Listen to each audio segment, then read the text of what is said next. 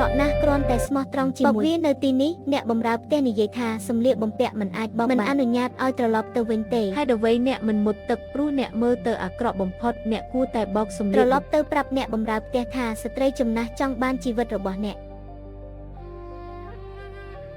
សៀវតារាប់ណាអ្នកហាត់តៃជីបានមានអ្នកណាហ៊ានធ្វើបាបអ្នកនៅថ្ងៃអនាគតទេលោកក្រឹវវ័យក្មេងឈិនឆេថេឆេត្រូវបានបញ្ជូនបន្តទៅបរោះមិនមែនទៅស្ត្រីបើចៅវីដឹងយើងនឹងរងទុក្ខវេទនាខ្លារុញភ្នំសួងឡុងទៅសមុទ្រ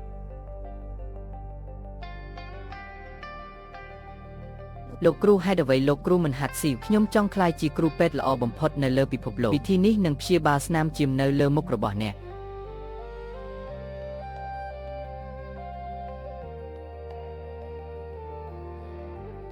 ចាប់តាំងពីខ្ញុំមក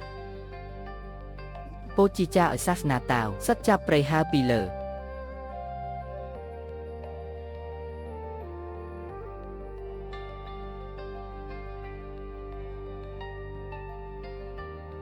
ពងវែងការរិចរឹលហើយជីវិតក៏រយទៅ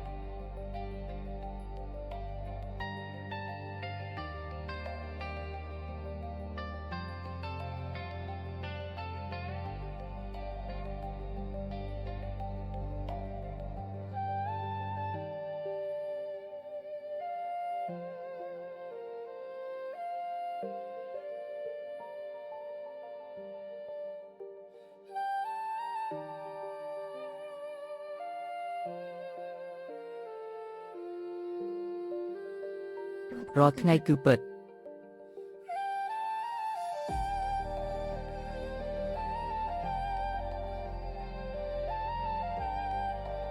ចរន្តនៃឆ្នាំត្រូវបានខ្ជះខ្ជាយជារៀងរហូតព្រះច័ន្ទដែលខ្ជះខ្ជាយ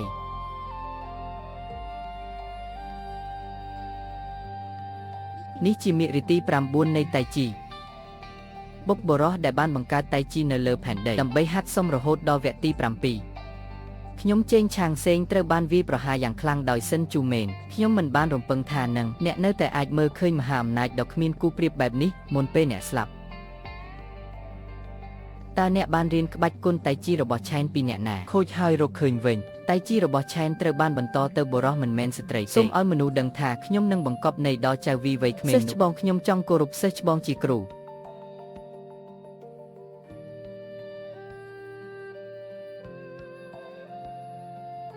របួសធ្ងន់ធ្ងរបែបនេះខ្ញុំត្រូវប្រញាប់ទៅរកចៅវីក្មេងឲ្យលឿន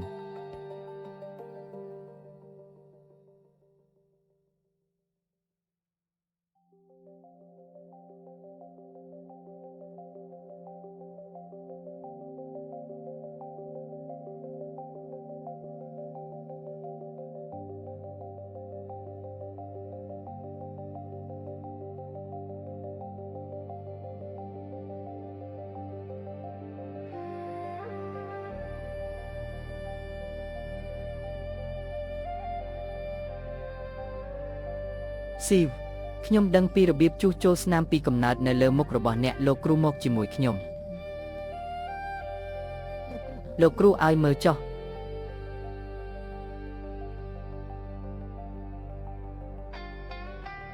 ខ្ញុំប្រើគ្រាប់ម៉ាញ៉េទិកចាក់បញ្ចូលប្រាក់ទៅកាន់សរសៃទី2របស់រ៉េនយឺនៅ24កន្លែងចំណុចចាក់បញ្ចូលអាចមានប្រយោជន៍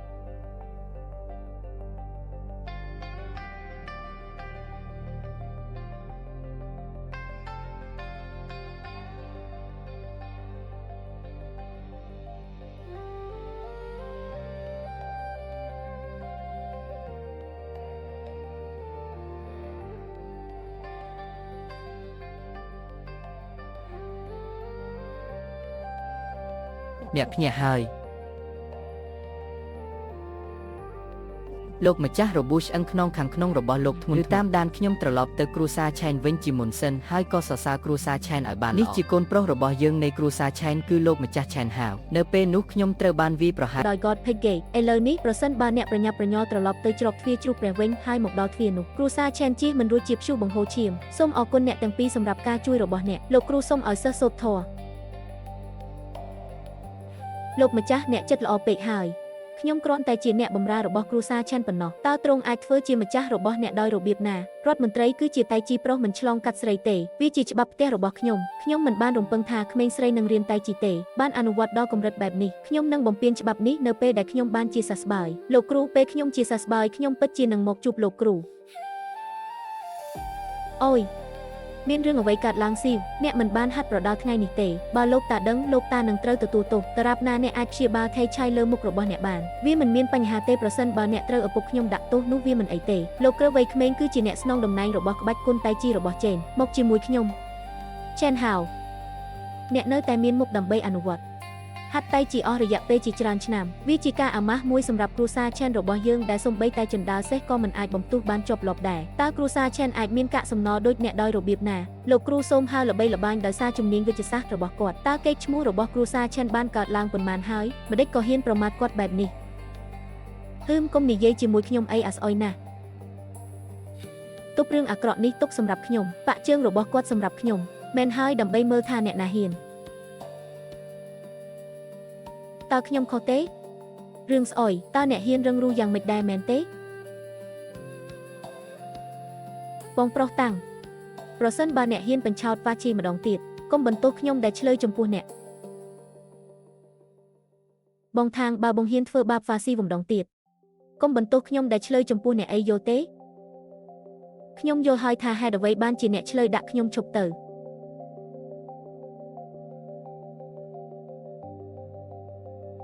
ពូអើយហេតុអ្វីបានជាលោកនៅទីនេះ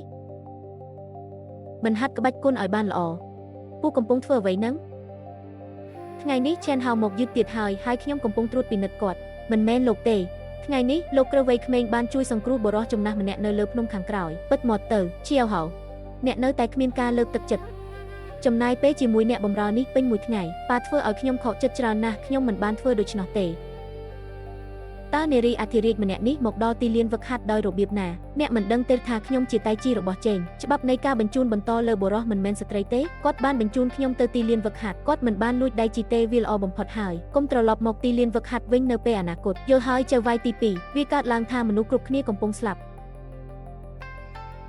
ប៉ុន្មានថ្ងៃមុនទ្វារជ្រូកដ៏ទេវភាពបានចុះមកជាមួយនឹងលិខិតតែងតាំងចង្អុលបង្ហាញឲ្យត្រែចូលទៅក្នុងទ្វារជ្រូកព្រះអ្នកទាំងអស់គ្នាដឹងហើយស៊ឿនជូមិនគឺជាអនុព័ន្ធយោធាលំដាប់ថ្នាក់ទី1នៅក្នុងប្រទេសបន្ទាប់ខ្ញុំត្រូវពិភាក្សារឿងធំបែបនេះជាមួយអ្នកដោយប្រុងប្រយ័ត្នបងប្រុសឲ្យនេះជារឿងដ៏អស្ចារ្យមួយ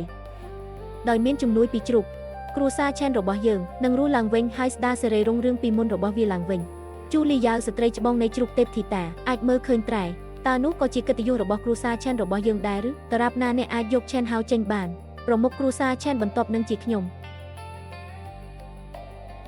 យ៉ាងណាក៏ដោយច្រកទ្វារគុជព្រះទោះបីជាបន្ទះពីលោរ៉ូសមានការឆ្លងកាត់ខ្លះក៏ដោយប៉ុន្តែទាំងអស់នេះជាអតីតកាលទៅហើយសៀវហៅអ្នកមិនចូលចិត្តក្បាច់គុនទេច្រកចូលទៅកាន់ទ្វារគុជរបស់ព្រះយូកុងជាផ្ទះល្អ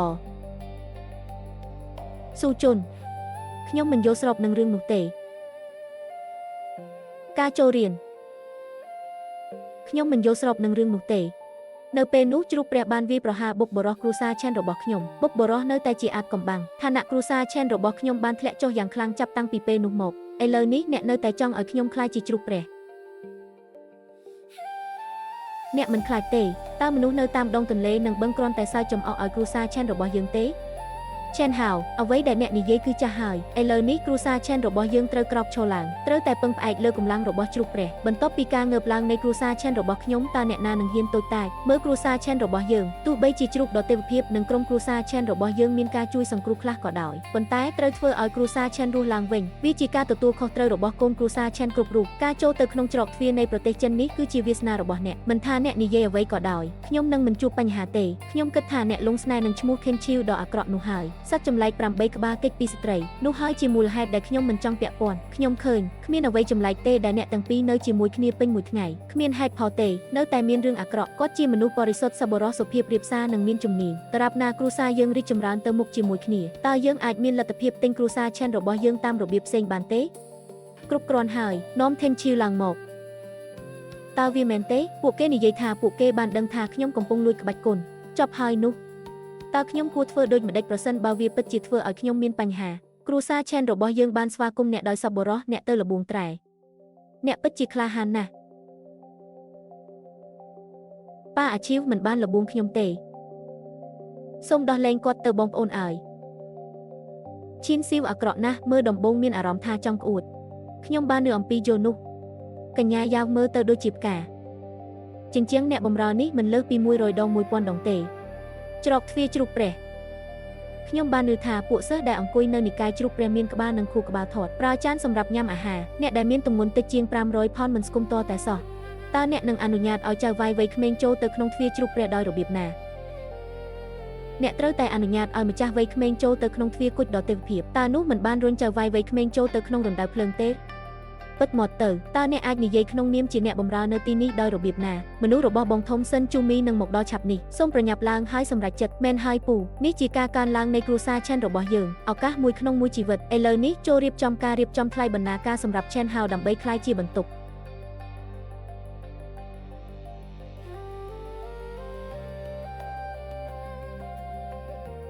លោកស្រីប្រធានគ្រួសាររបស់យើងកំពុងឡើងទៅកាន់តុលាការដើម្បីពិភាក្សាសូមអនុញ្ញាតឲ្យខ្ញុំរាយការណ៍គ្រួសារឆេនរបស់អ្នកមានធ្នើរធំមួយ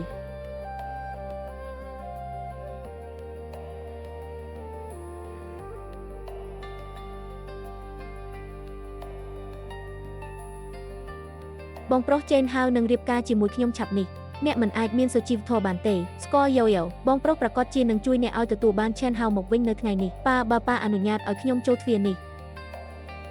ខ្ញុំចង់ស្លាប់ជាងបេះដូងខ្ញុំមានតែអាឈាវប៉ុណ្ណោះខ្ញុំមិននឹកស្មានថាចៅវាយក្មេងនោះមានចិត្តស្រឡាញ់ខ្ញុំយ៉ាងនេះទេហឺអ្នកលោកគ្រូនិងលោកក្រវ័យក្មេងគឺជាពូឈាមតែមួយគត់របស់អ្នកលោកក៏ជាគ្រូពេទ្យដ៏ល្បីល្បាញម្នាក់ដែរតើអ្នកមិនអាចបំភ្លឺគ្រួសារឆេននាពេលអនាគតបានទេផលប្រយោជន៍គ្រួសារលើសពីអ្វីទាំងអស់ចេនហៅកុំបន្ទោសឪពុករបស់អ្នកថាខូខើអីដោយសារករណីនោះប៉ាខ្ញុំនៅតែនិយាយប្រយោគនោះទៅកាន់ខ្លួនឯងខ្ញុំចង់ស្លាប់ជាងដកដង្ហើមធំមែនណា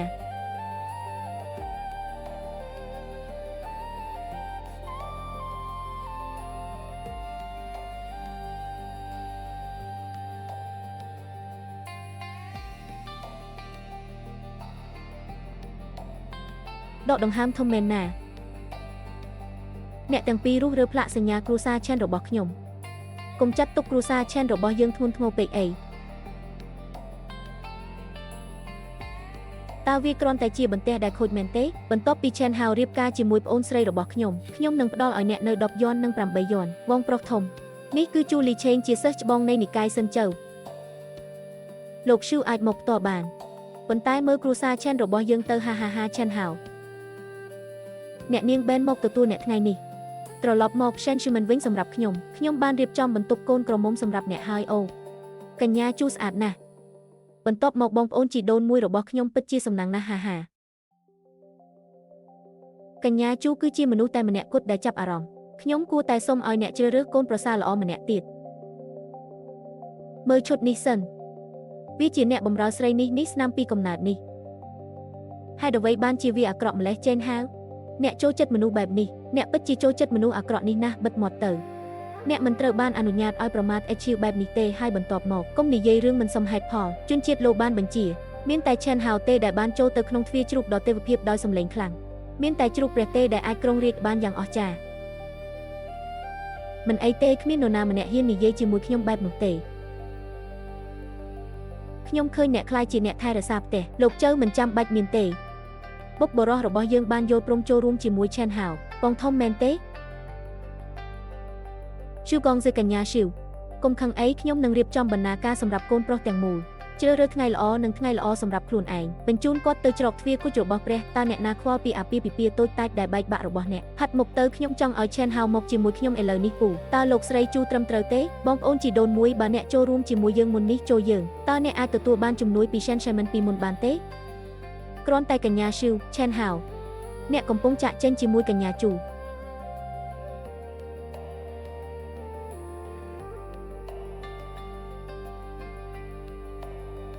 អ្នកស្រីជូខ្ញុំមិនសន្យានឹងអ្នកទេយល់ព្រមទេមែនទេ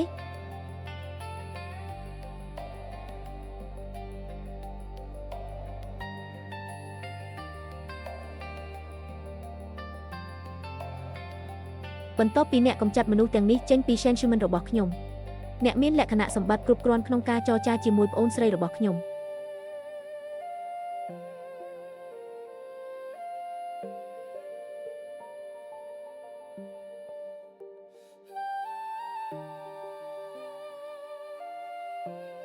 ចេនហៅពិតជាកំពុងស្នើសុំបញ្ហាមែនចេនហៅឆ្មើងឆ្មៃណាស់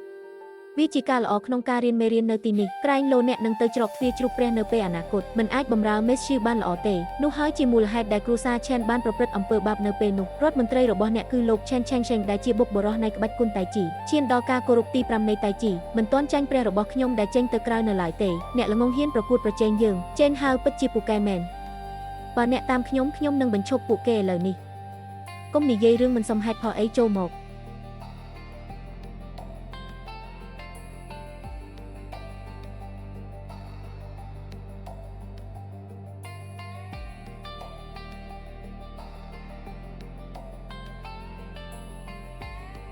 តោះទៅជាមួយគ្នាចៅវាយវ័យក្មេងមិនអាចប្រៀបផ្ទឹមបាននឹងមនុស្សទាំងនេះតតែសោះ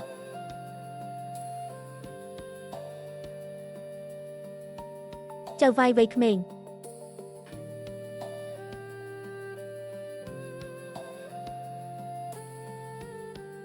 លោកគ្រូខ្ញុំគ្មានអ្វីត្រូវធ្វើទេ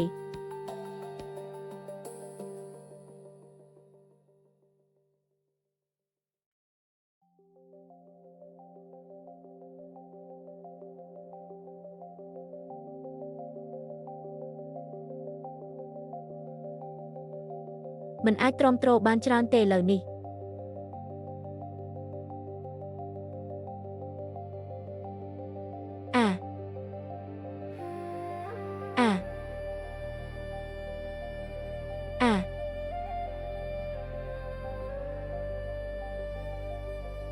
តើឆេវហៅខ្លាចជាអ្នកមានអំណាចខ្លាំងបែបនេះនៅពេលណាខ្ញុំបានអានវាត្រឹមត្រូវចេនហៅនៅតែចេះក្បាច់គុនខ្ញុំចូលចិត្តគាត់កាន់តែខ្លាំងឡើងកណ្ដាប់ដៃនេះមានអំណាចនៃមាគ៌ទី3នៃតៃជីក្មេងម្នាក់នេះមានអ្វីមួយ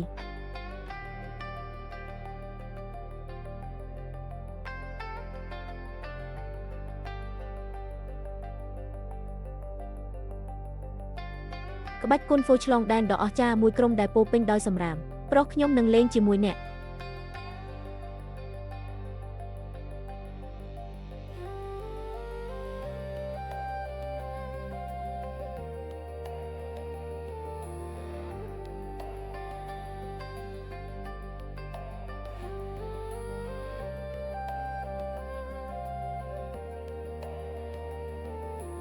ចៅវាយវ័យក្មេងលោកគ្រូសុខសប្បាយជាទេបងប្រុសហេតុអ្វីបងប្រើកម្លាំងខ្លាំងម្ល៉េះ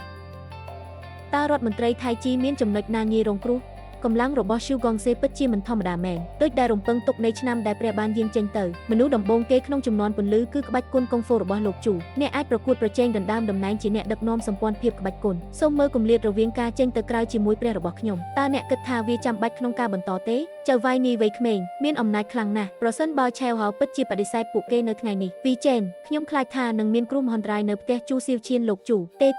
ខ្ញុំពិតជានឹងអនុញ្ញាតឲ្យឆេវហៅទៅជាមួយអ្នកខ្ញុំមិនដេកទេអ្នកបោះបង់នៅក្នុងចិត្តរបស់អ្នកមានតែអាជីវប៉ុណ្ណោះមើលក្មេងប្រុសរបស់អ្នកតើវាមិនមែនជាការផ្គូផ្គងដ៏ល្អឥតខ្ចោះសម្រាប់ប្អូនស្រីរបស់ខ្ញុំទេត្រូវតែនៅជាមួយភាពអាក្រក់និងអាក្រក់នេះចេនហៅបានបដិសេធខ្ញុំដើម្បីអ្នកបងប្រុសខ្ញុំចង់ឲ្យគាត់ស្លាប់ណាស់គ្មានបញ្ហាទេខ្ញុំនឹងមើលថាអ្នកណាហ៊ានលោកគ្រូតូចអ្នកមិនមែនជាគូសម្រាប់ពួកគេទេខ្ញុំខ្លាចអ្នកសន្យាជាមួយពួកគេអាជូឯងកំពុងនិយាយអ្វីទោះបីជាអ្នកលះបង់អ្វីទាំងអស់ក៏ដោយខ្ញុំនឹងមិនបោះបង់ចោលអ្នកទេ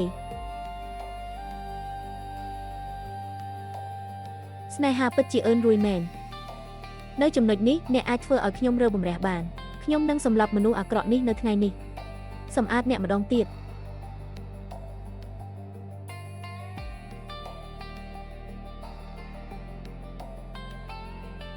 អ្នក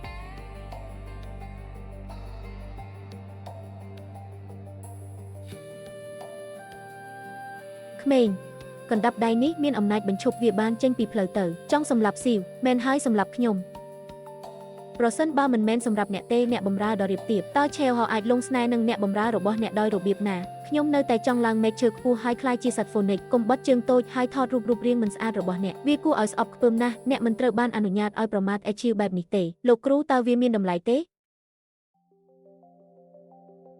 សម្រាប់អ្នកមានតម្លៃ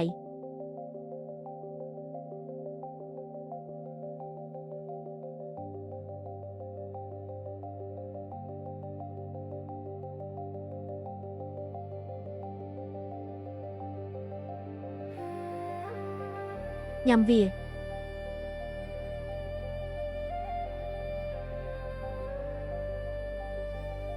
ើឈ្មោះអ្វីហើយក្រុមគ្រួសាររបស់អ្នកជាអ្វីខ្ញុំឈ្មោះឈីនស៊ីវនិងក្រុមគ្រួសាររបស់ខ្ញុំស្លាប់ទាំងអស់ខ្ញុំឈ្មោះចេនហាវឈប់យំទៅ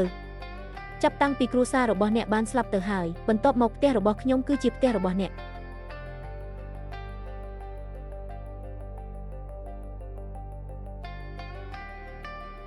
លោកគ្រូវ័យក្មេងមានចិត្តស្រឡាញ់និងសុចរិតចំពោះខ្ញុំទោះបីជាខ្ញុំលាតត្រដាងក្បាច់គុណកុងហ្វូរបស់ខ្ញុំហើយត្រូវបានប្រហារជីវិតដោយគ្រូសាឆេនក៏ដោយខ្ញុំមិនអាចទុកឲ្យចៅវាយវ័យក្មេងប្រឈមមុខនឹងវាតែម្នាក់ឯងបានទេល្អណាស់ខ្ញុំមិនអាចទទួលបានវាទេគ្មានអ្នកណាផ្សេងទៀតអាចទទួលបានវាទេសម្រាប់ពួកគេទាំងអស់សម្រាប់ខ្ញុំកញ្ញាជូកុំវាយខ្ញុំទៀតអីខ្ញុំមើលសំឡេងត្រែហើយទទួលស្គាល់ថាចាញ់ហើយទទួលស្គាល់វាឥឡូវនេះបាត់បង់អ្នកសម្រាប់គាត់ទៅល្អជាងបានសម្រាប់តំណែងជាមេគ្រូសាឆេនខ្ញុំបានធ្វើវាឲ្យកាន់តែសិទ្ធិស៊ី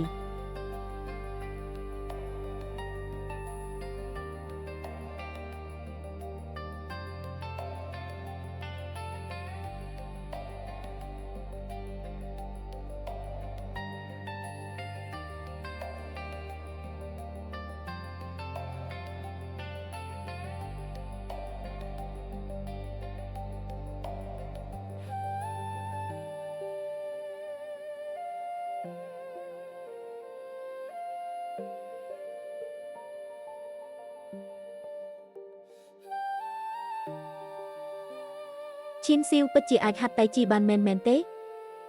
អាណាចក្រដែលឈិនឈៀវកំពុងបង្ហាញឥឡូវនេះវាហួសពីឈុតឆាកទី4ឆ្ងាយណាស់តើវាអាចទៅរួចទេដែលគាត់បានទម្លុះកញ្ចក់ទី5នេះមិនអាចទៅរួចទេចេនហាវពិតជាមានម្ចាស់បែបនេះដើម្បីជួយនេះជាបញ្ហាដ៏រំខានមួយបុរសកំណាចម្នាក់នេះពិតជាមានអំណាចណាស់ខ្ញុំពិតជាបានវាតម្លៃគាត់ទាបពេកហើយខ្ញុំមិនបានរំពឹងថាអ្នកនឹងចេះក្បាច់គុណកុងហ្វូទេព្យាយាមបញ្ឈប់ខ្ញុំទៅតែប្រកល់រូបមន្តអាចស៊ីថេឆៃខ្ញុំមិនបានរំពឹងទុកវាទេស៊ីវពិតជាបានហាត់តៃជីបានល្អមែនលោកគ្រូសូមថយក្រោយមុនសិនខ្ញុំនឹងមិនអនុញ្ញាតឲ្យគាត់ធ្វើបាបជលៀទេម្ដងទៀតទេខ្ញុំមិនអាចធ្វើបាបអ្នកបានទេប្រសិនបើអ្នកចាក់ចេញឥឡូវនេះហ៊ានធ្វើខ្លួនតូចម្លេះសាកមើលថាតើខ្ញុំជឿអត់ខ្ញុំបានដល់គាត់ចំសាច់ Ashley Cheng ដោយសារអ្នកញៀនថ្នាំខ្លាំងពេកកុំបន្ទោសអ្នកក្រោមបង្គាប់ខ្ញុំថាគ្មានមេត្តា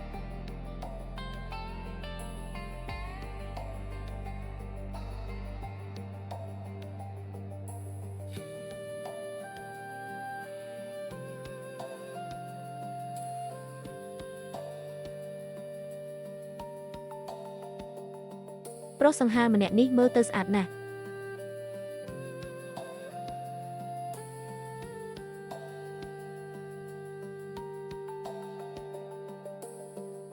ប្រុសសង្ហាម្នាក់នេះមើលទៅស្អាតណាស់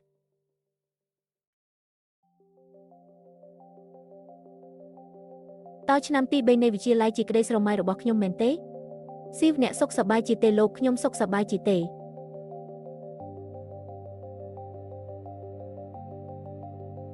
មានអ្នកណាចង់ឆ្លោះគ្នាទៀតទេស៊ីវជន់ពីលនេះបំផ្លាញរបស់ល្អរបស់ខ្ញុំឬធ្វើបាបបងប្រុសខ្ញុំគ្រូសាឆេនរបស់អ្នកក្លាហានណាស់តើសំនឹងនៅជាមួយអ្នកទេតើយើងជាស្ត្រូវរបស់ Shenchuman មែនទេអ្នកស្រីជូកុំខឹងអីគ្រូសាឆេនរបស់យើងនៅតែពឹងផ្អែកលើព្រះដើម្បីចេញទៅក្រៅមែនហើយអ្នកស្រីជូឈីនស៊ីវនេះគ្រាន់តែជាសមាជិកគ្រូសាឆេនរបស់យើងម្នាក់ប៉ុណ្ណោះអ្នកបម្រើស្រីមិនអាចតំណាងឲ្យគ្រូសាឆេនរបស់យើងបានទេទើបតែពេលនេះស៊ីវបានធ្វើឲ្យគ្រូសាឆេនរបស់ខ្ញុំមានមោទនភាពមិនត្រឹមតែអ្នកមិនដឹងពីរបៀបអរគុណទេនៅតែមើលងាយឈៀវនៅទីនេះតើអ្នកនៅតែជាកូនរបស់គ្រូសាឆេនរបស់ខ្ញុំមែនទេវាមិនសំខាន់ទេលោកគ្រូតូចដរាបណាអ្នកមានសុវត្ថិភាពស៊ីវអ្នកគឺជាខ្ញុំចេញអ្នកឧបត្ថម្ភគ្រួសារខ្ញុំមិនទុកឲ្យអ្នកត្រូវគេធ្វើបាបទេបុរសកំណាចម្នាក់នេះពិតជាមានអំណាចណាស់ត្រូវតែរកវិធីដើម្បីកម្ចាត់គាត់គេនិយាយថារដ្ឋមន្ត្រីគឺជាតៃជីដែលបញ្ជូនដោយបុរសមិនមែនស្ត្រីទេវាគ្រាន់តែជាការកុហកប៉ុណ្ណោះចៅកុងស៊ីនិយាយត្រូវបុកបុរសបានកំណត់ច្បាប់តាំងពីពេលនោះមកតៃជីរបស់ចេនមិនមែនជារដ្ឋមន្ត្រីទេស្រីឆ្កេញនេះហ៊ានលួចក្បាច់គុណតៃជីរបស់រដ្ឋមន្ត្រីខ្ញុំតាមច្បាប់ផ្ទះការប្រតិបត្តិក្រៅពីនេះគាត់គ្រាន់តែជាអ្នកបម្រើរៀងប៉ុណ្ណោះវាមិនមែនថាសិស្សរបស់ខ្ញុំលួចដៃជីទេអំពើបាបលើបាបthêmខេតើអ្នកសារភាពកំហុសទេពេលខ្ញុំមិនដែលការពារចៅវាយក្មេងខ្ញុំបានរំពឹងទុកពេលវេលានេះ ខ្ញុំសារភាពប៉ាបើកូនត្រូវចិញ្ចឹមបើអ្នកស្លាប់ទៅស៊ីវនោះខ្ញុំនឹងមិនរស់នៅបានយូរទេចៅវាយវ័យក្មេង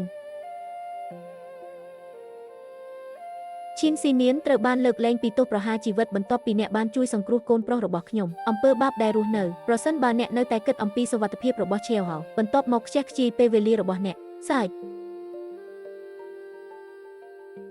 វាគ្រាន់តែដើម្បីលុបបំបាត់សិល្បៈក្បាច់គុណប៉ុណ្ណោះហេតុអ្វីខ្ញុំត្រូវខ្លាចវា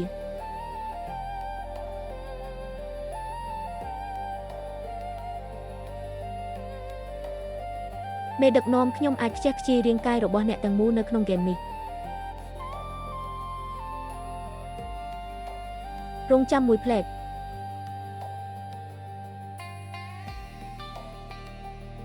លោកចៅតើលោកចង់បានអ្វីទៀតនិកាយ My God Pill មានស្ទីលពិសេសមួយ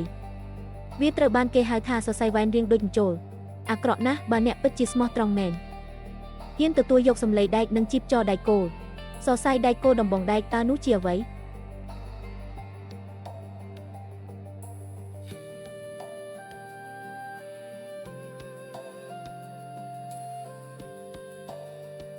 ជាមួយនឹងដំបងដែកចំនួន9បិទចំណុចចាក់មជុលវិទ្យាសាស្ត្រទាំង9ដ៏អាក្រក់អ្នកអាចកាត់ផ្ដាច់ខ្សែមេរេឌៀននៃរាងកាយទាំងមូលនិងកាត់ស្មៅដើម្បីយកវាចេញតើគ្រួសារឆេនរបស់អ្នកមិនយល់ពីការពិតសាមញ្ញបែបនេះទេចៅកុងស៊ីសំហេតុផលសម្រាប់ការពិចារណារយៈពេលវែងមានតែប៉ុណ្្នឹងទេបងប៉ុន្តែបំផ្លាញលក្ខណៈពិសេសនៃមុខរបស់គាត់វាពិបាកក្នុងការកម្ចាត់ការស្អប់ខ្ពើមនៅក្នុងចិត្តរបស់ខ្ញុំកុំបារម្ភអីយោស្រានេះធ្វើដោយក្រចកដៃគាត់នឹងមិនអាចធ្វើចលនាបានពេញមួយជីវិតរបស់គាត់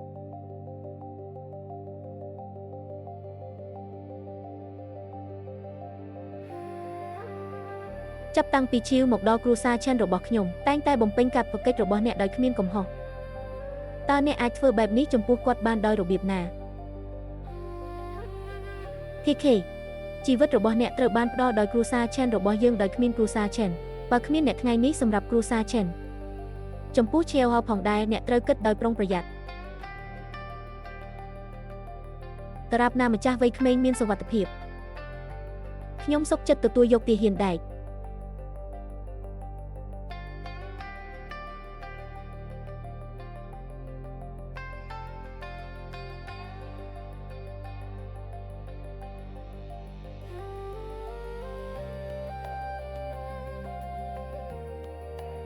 ខ្ញុំចង់ចុះពីលើភ្នំភ្លាមដើម្បីរកមេនិងកូនជៀនជាផ្លូវការ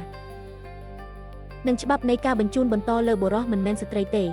ក៏ត្រូវបានលុបចោលទាំងស្រុងដែរ TK ជីវិតរបស់អ្នកត្រូវបានផ្ដល់ដោយគ្រួសារឆេនរបស់យើងដោយគ្មានគ្រួសារឆេនបើគ្មានអ្នកថ្ងៃនេះសម្រាប់គ្រួសារឆេនសម្រាប់ត្រៃផងដែរអ្នកត្រូវតែគិតអំពីវាតារាបណាម្ចាស់វ័យក្មេងមានសុវត្ថិភាពខ្ញុំសុខចិត្តទទួលយកជីបចរហត្ថលេខាដែក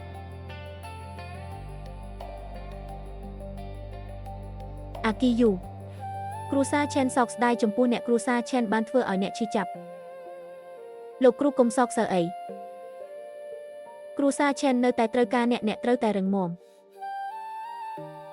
មនុស្សមានរន្ធ9សំឡេងសម្រាប់ព្យាបាលធ្មេញខ្ញុំប្រើបន្ទះដែកនេះបិទរន្ធទាំង9របស់អ្នក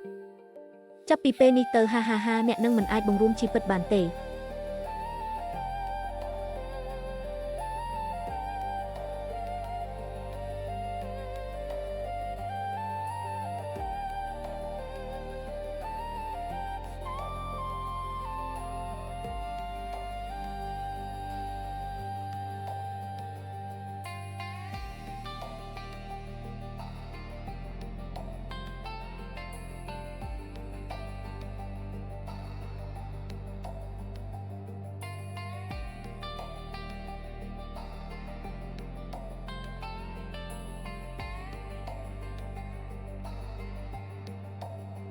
ឈប់ហើយលែង active លុបបំបាត់គ្រួសារឈិនស៊ីវឈិនខ្ញុំនឹងមិនអាចទំនាក់ទំនងជាមួយព្រះម្ដងទៀតបានទេភាពខ្លាំងនៃការប្រកួតប្រជែងបន្ទាប់មកកម្ចាត់គ្រួសារឆេនឲ្យបានឆាប់តាមដែលអាចធ្វើទៅបានដើម្បីជៀសវាងវឹកខងអូព្រះជាម្ចាស់ឲ្យចំពោះឆេនហៅមុខតូច តើវានឹងក្លាយជាផ្ទះប្អូនស្រីរបស់ខ្ញុំនាពេលអនាគតទេហាហា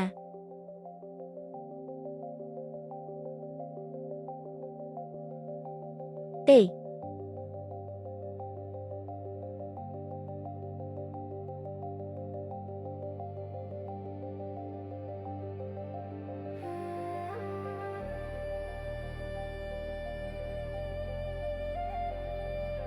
ឈៀនស៊ីវដំបងដែក3ចុងក្រោយវាគឺដើម្បីបិទដានធានខាងលើកណ្ដាលនិងខាងក្រោមរបស់អ្នកដានខាងលើកណ្ដាលខាងក្រោមធានគឺជាគ្រឹះនៃជីវិតប្រសិនបើចំណុចចាក់បញ្ចូលទាំង3នេះត្រូវបានផ្សារភ្ជាប់ធានខីត្រូវតែស្លាប់សំឡេងដែក3ចុងក្រោយរបស់ខេនខីវាគឺដើម្បីបិទដានធានខាងលើកណ្ដាលនិងខាងក្រោមរបស់អ្នកដានខាងលើកណ្ដាលខាងក្រោមធានគឺជាគ្រឹះនៃជីវិតប្រសិនបើចំណុចចាក់បញ្ចូលទាំង3នេះត្រូវបានផ្សារភ្ជាប់ធានខីត្រូវតែស្លាប់ទេលោកជូតើអ្នកមិនបាននិយាយថាអ្នកនឹងលុបបំបាត់តែក្បាច់គុណរបស់គាត់ទេអ្នកឈប់ធ្វើជាមនុស្សហួសសម័យហើយឆេនឈីវគាត់បានលួចឆេនឈីថៃឆៃមានតែពេលគាត់ស្លាប់ទេទើបខ្ញុំអាចជួយសង្គ្រោះមុខរបស់ឆេនបានជូកុងស៊ីគិតគូរយ៉ាងស៊ីជម្រៅវាមិនអាណិតទេដែលស្រីឆ្កេងញីនេះស្លាប់ទៅទុកឲ្យខ្ញុំទៅចោះអ្នកមិនជឿអ្វីដែលអ្នកនិយាយទេដឹងថាស៊ីវស្លាប់ហើយយើងមិនខ្លាចទេការសងសឹកបិទមាត់របស់អ្នកទៅ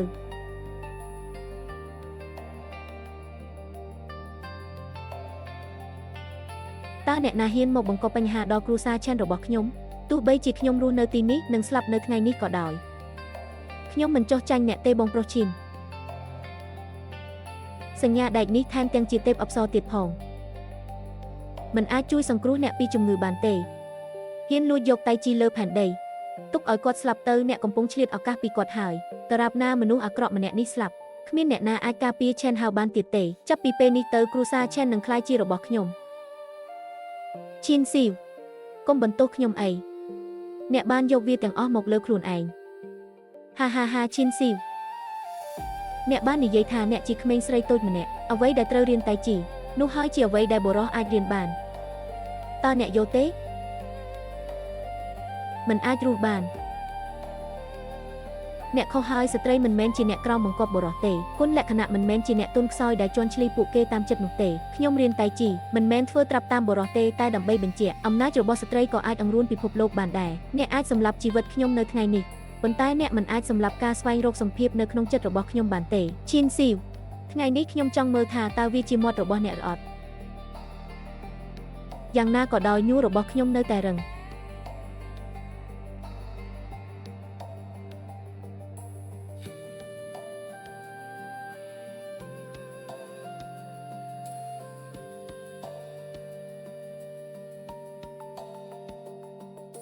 ខ្ញុំមិននឹកស្មានថាខ្ញុំនឹងអាចជួយសង្គ្រោះគ្រួសារឆេនបានទេបានជួយសង្គ្រោះចៅវាយវ័យក្មេង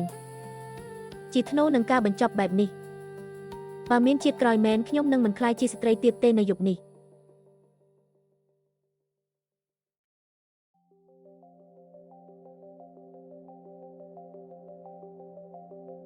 ឈប់អ្នកលេងវាហើយសើចំអកឲ្យសត្វត្រេះឆាន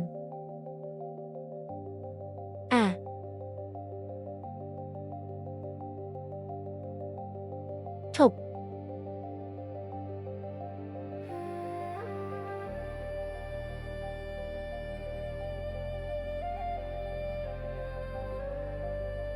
ឈប់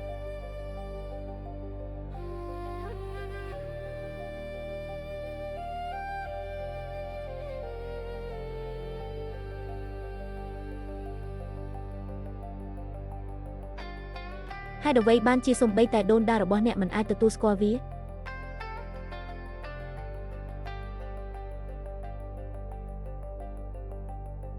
បុព្វបុរសគ្រួសារឆេនបុព្វបុរសអ្នកនៅរស់រានមានជីវិតគ្រួសារឆេនរបស់យើងការរស់ឡើងវិញត្រូវបានគេរំពឹងទុកបុរសម្នាក់នេះពិតជាបុព្វបុរសនៃគ្រួសារឆេនតើប៉ាមិនបានវាយគាត់ហើយស្លាប់ទេបុព្វបុរសនៃគ្រួសារឆេនពិតជាបានត្រឡប់មកវិញហើយទេប្រញាប់ប្រាប់ប៉ាទៅ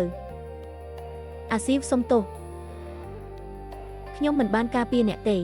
លោកម្ចាស់អ្នកបានព្យាយាមអស់ពីសមត្ថភាពហើយសូមអរគុណ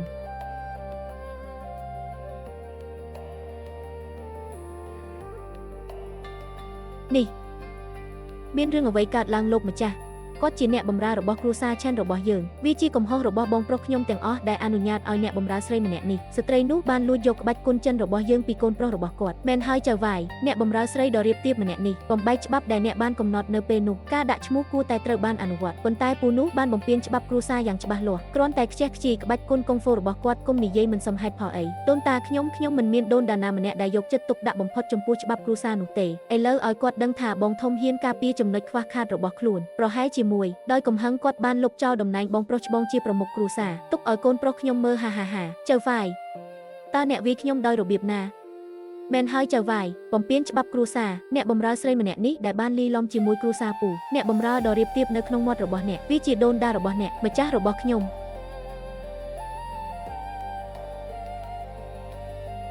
នៅពេលនោះខ្ញុំត្រូវបានព្រះគ្រងទុកឲ្យចេញទៅក្រៅលាក់ខ្លួននៅភ្នំខាងក្រោយដើម្បីជាសះស្បើយប៉ុន្តែមិនដែលជាសះស្បើយឡើងវិញទេសំណាងណាស់ខ្ញុំបានជួបលោកគ្រូប្រសិនបើម្ចាស់មិនបានមកជួយសង្គ្រោះទេឥឡូវនេះខ្ញុំជាដូនតាដែលបានស្លាប់ទៅហើយច្បាប់នៃការបញ្ជូនបន្តទៅបុរសមិនមែនស្ត្រីនៅសម័យនោះទេប៉ុន្តែបុរសចំណាស់របស់អ្នកបានសម្រេចចិត្តតើអ្នកអាចធ្វើដូចម្តេចវាជាកំហុសរបស់ខ្ញុំដែលយកស្ត្រីជាគ្រូបង្រៀនច្រឡំហើយធ្វើច្បាប់បែបនេះចាប់ពីពេលនេះទៅច្បាប់នៃការបញ្ជូនបុរសទៅមិនមែនស្ត្រីត្រូវបានលុបចោលទាំងស្រុង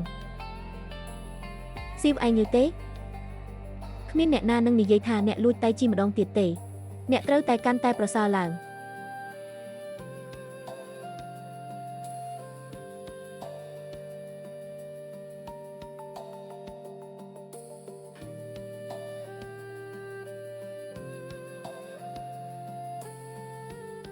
យ៉ាយ៉ាវប្រញាប់ឡើងបើមិនអញ្ចឹងទេវានឹងយឺតពេកហើយ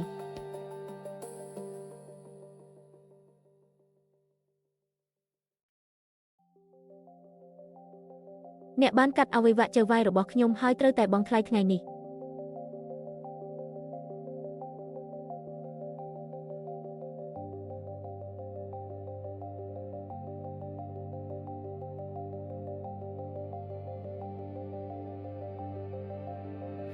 ក្មេងស្រីត្រឡប់ទៅប្រាប់ឪពុករបស់អ្នកវិញ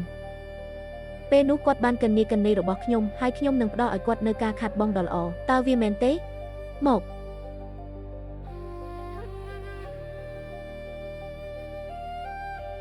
ឆែនហាវខ្ញុំមិនបោះបង់ចោលទេមិនថាយូរឬឆាប់អ្នកនឹងក្លាយជារបស់ខ្ញុំ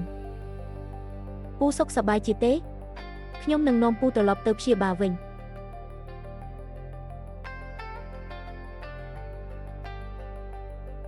បងស្រីឆ្នោតឡានពិតជាមិនបោះបង់ចោលទេការឡោមព័ទ្ធផ្ទះរបស់ប្រធានពិតជាមិនមែនវេនខ្ញុំទេមានតែផ្លូវមួយគត់ដែលនៅសល់ពិធីណាចូលជ្រកកោននៅក្នុងទ្វារធំរបស់ព្រះ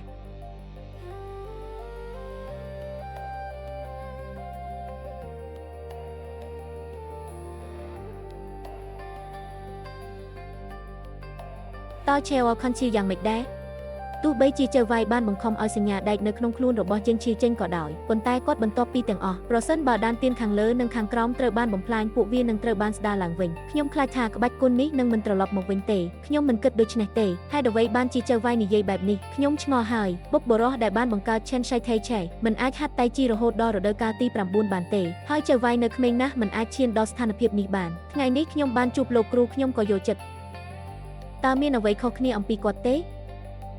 ប្រសិនបើវាជាអ្នកដតីចំណុចចាក់អំជុលវិទ្យាសាស្ត្រ Dension ខាងលើនិង Dension ខាងក្រោមត្រូវបានបំផ្លាញបើធ្ងន់កុំហៅពន្លឺគឺទេប៉ុន្តែម្ចាស់គឺខុសពីមនុស្សធម្មតាមើលអូស្មានរបស់ទារកនៅលើមុខរបស់ម្ចាស់វាជាកន្លែងដែលជីពិតនៃរាងកាយទាំងមូលត្រូវបានបង្រួមចៅវាយអ្នកធ្វើឲ្យខ្ញុំច្រឡំហើយហាក្មេងល្ងងឲ្យអ្នកគ្រាន់តែត្រូវយកចិត្តគេរងចាំរហូតដល់ស្នាមកំណើតទាំងអស់នៅលើមុខរបស់ម្ចាស់ត្រូវបានស្រូបយកមិនត្រឹមតែគាត់អាចវិលត្រឡប់មករកភាពធម្មតាវិញប៉ុណ្ណោះទេសូម្បីតែវិមានក៏នឹងឡើងដល់កម្រិតបន្ទាប់ដែរខ្ញុំឃើញខ្ញុំមិនបានរំពឹងថានឹងមានស្នាមជាពីកំណើតដែលបានធ្វើឲ្យអាជីវមានបញ្ហាអស់រយៈពេលជាច្រើនឆ្នាំមកនេះទេវានៅតែមានឥទ្ធិពលបែបនេះខ្ញុំនឹងធ្វើថ្នាំសម្រាប់អេឃា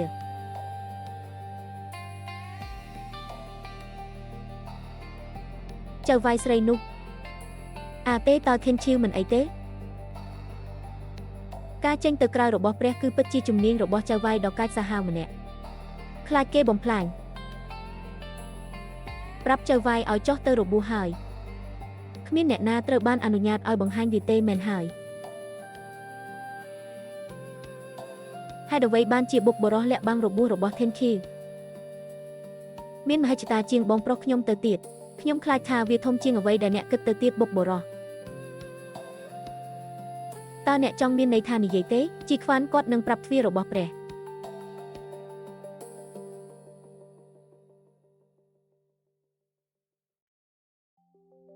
ជួយសង្គ្រោះបងប្រុសខ្ញុំមិនថាមានរឿងអ្វីក៏ដោយប៉ាចេញពីគុយទៅបើប៉ាមិនចេញមកទៀតគ្រួសារជួបានបាត់ទៅហើយឪពុក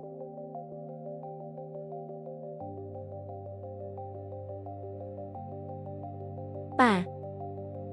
អ្នកណាហ៊ានធ្វើបាបកូនប្រុសខ្ញុំ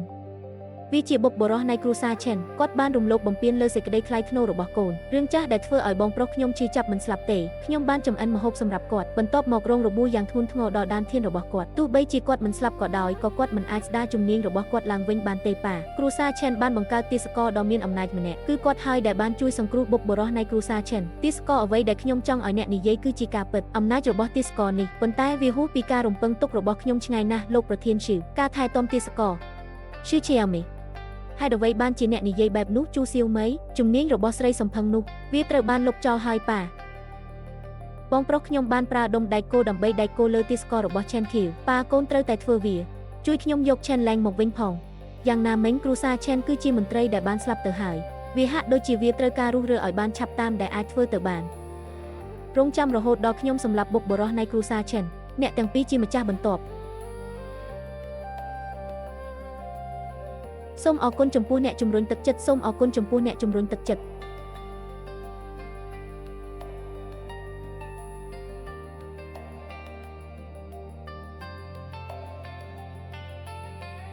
តើកន្លែងនេះជាអ្វី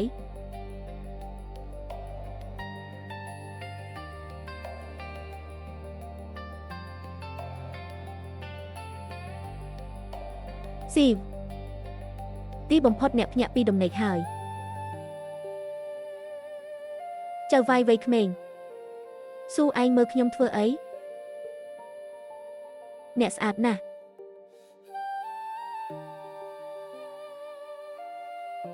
លោកគ្រូស៊ីវតើលោកគ្រូបានមើលខ្ញុំធ្វើអ្វីអ្នកស្អាតណាស់លោកគ្រូវ័យក្មេងនិយាយលេងសើចម្ដងទៀតពួកគេទាំងអស់គ្នានិយាយថាខ្ញុំអាក្រក់ខ្ញុំមិនបានកុហកអ្នកទេស៊ីវអ្នកឃើញទេស្នាមពីកំណើតនៅលើមុខរបស់អ្នកបានបាត់ទៅហើយ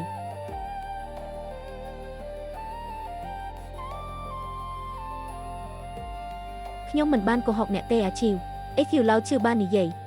រងចាំឲ្យស្នាមពីកំណើតលើមុខរបស់អ្នកបាត់ទៅអ្នកអាចជាសះស្បើយបានពេញលេញនេះជាជីនស៊ីនរបស់ខ្ញុំស៊ុបធ្វើពីផ្កាកុលាបពណ៌ផ្កាឈូកគុជខ្យងវាល្អបំផុតសម្រាប់សម្រស់និងសម្រស់ផឹកវាពេលវាក្តៅ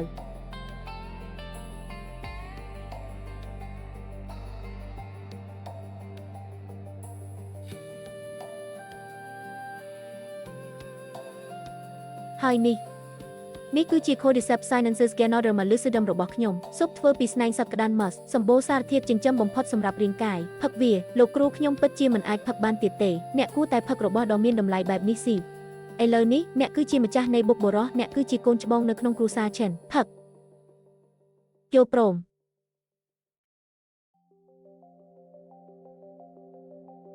លោកគ្រូតើអ្វីទាំងអស់ដែលលោកគ្រូបាននិយាយនៅថ្ងៃនោះជាការពិតទេបេះដូងខ្ញុំមានតែអាជីទេកញ្ញាស៊ីវខ្ញុំចាប់អារម្មណ៍រួចហើយខ្ញុំគួរតែសុំឲ្យអ្នកជ្រើសរើសកូនប្រសារដ៏មានគុណធម៌ម្នាក់ទៀតជាការពិតណាស់វាជាការពិតខ្ញុំនឹងប្រាប់ចៅវាយថាខ្ញុំចង់ឲ្យអ្នករៀបការជាមួយខ្ញុំអាស៊ីវឯងកំពុងសើចអ្វីបុកបរោះអះអាងថាជាកូនជាងរបស់ខ្ញុំតើកូនជាងអាចសម្រេចចិត្តយ៉ាងដូចម្ដេចថាម្ចាស់នឹងរៀបការជាមួយអ្នកណាបន្ទាប់មកខ្ញុំនឹងមើលចៅវាយនេះរបស់បុកបរោះហារៀបការជាមួយខ្ញុំបានទេលោកគ្រូកុំច្រណែនអីខ្ញុំជាគ្រូពេទ្យរបស់អ្នកស្អប់ណាស់ហាលោកគ្រូឲ្យខ្ញុំទៅ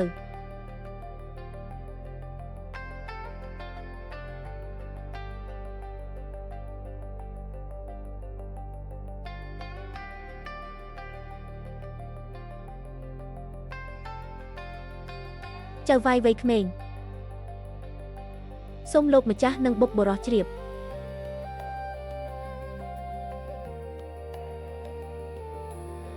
ស៊ូខ្ញុំនឹងរងចាំអ្នកនៅខាងក្រៅខ្ញុំ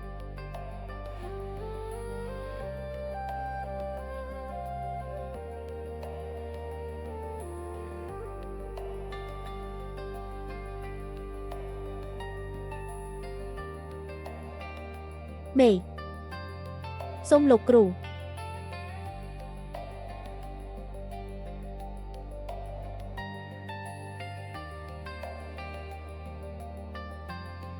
លោកគ្រូសូមប្រាប់ផង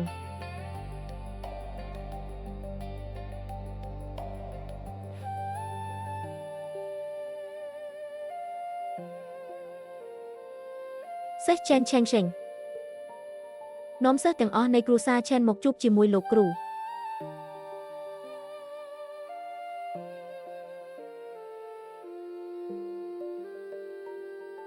សេះឆេនឆេងឆេង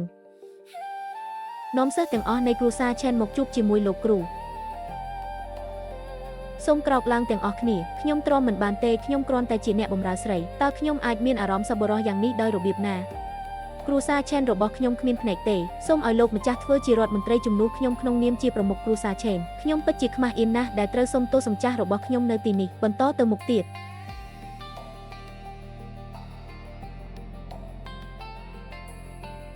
មកុដរូបសត្វហ្វូនិកដាំពេជ្រជាអក្សរចិនសិតលីងជាមីញោមសហវត្តមាស100តាលមួយយន្តដីរាប់ពាន់ហិកតានៃឋានសួគ៌និងផែនដីត្រូវបានឧទ្ទិសដល់កញ្ញាឈីនរឿងចាស់នេះពិតជាមានមែនខ្ញុំសុខចិត្តយករបស់របរទាំងអស់របស់យើងចេញសូមឲ្យពួកគេមានមោទនភាពអ្នកដែលហ៊ានចេញក្រៅផ្ទះនឹងមកដល់ឆាប់នេះអំណោយទាំងនេះថ្លៃពេកសម្រាប់ខ្ញុំទទួលយកអំណោយមួយចំនួនមិនគ្រប់គ្រាន់ដើម្បីសងសឹកឆេនទេក្នុងករណីមានបន្ទប់គេងធំនៅផ្ទះសូមទទួលយកវាដោយស្នាមញញឹមបើអ្នកមិនទទួលយកទេយើងនឹងមិនក្រោកឡើងទេអាជីវឪពុកខ្ញុំនិយាយដូច្នេះចូលទទួលយកវាចុះមិនអីទេខ្ញុំនឹងយកវាសូមក្រោកឡើងលោកគ្រូឆៃចុះទៅក្រោមហើយផ្ញើវាទៅបន្ទប់មេដើរលេងហើយហាត់សម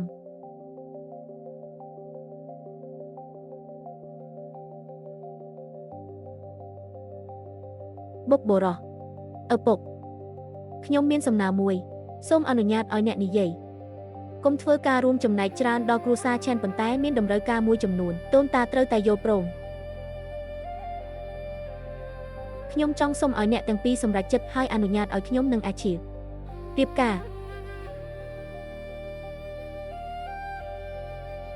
ឆេនហៅអ្នកគឺជាលំដាប់នៃគ្រួសារជួររបស់ខ្ញុំកុំគិតពីការរៀបការជាមួយអ្នកផ្សេងឈឺជីអានវិញ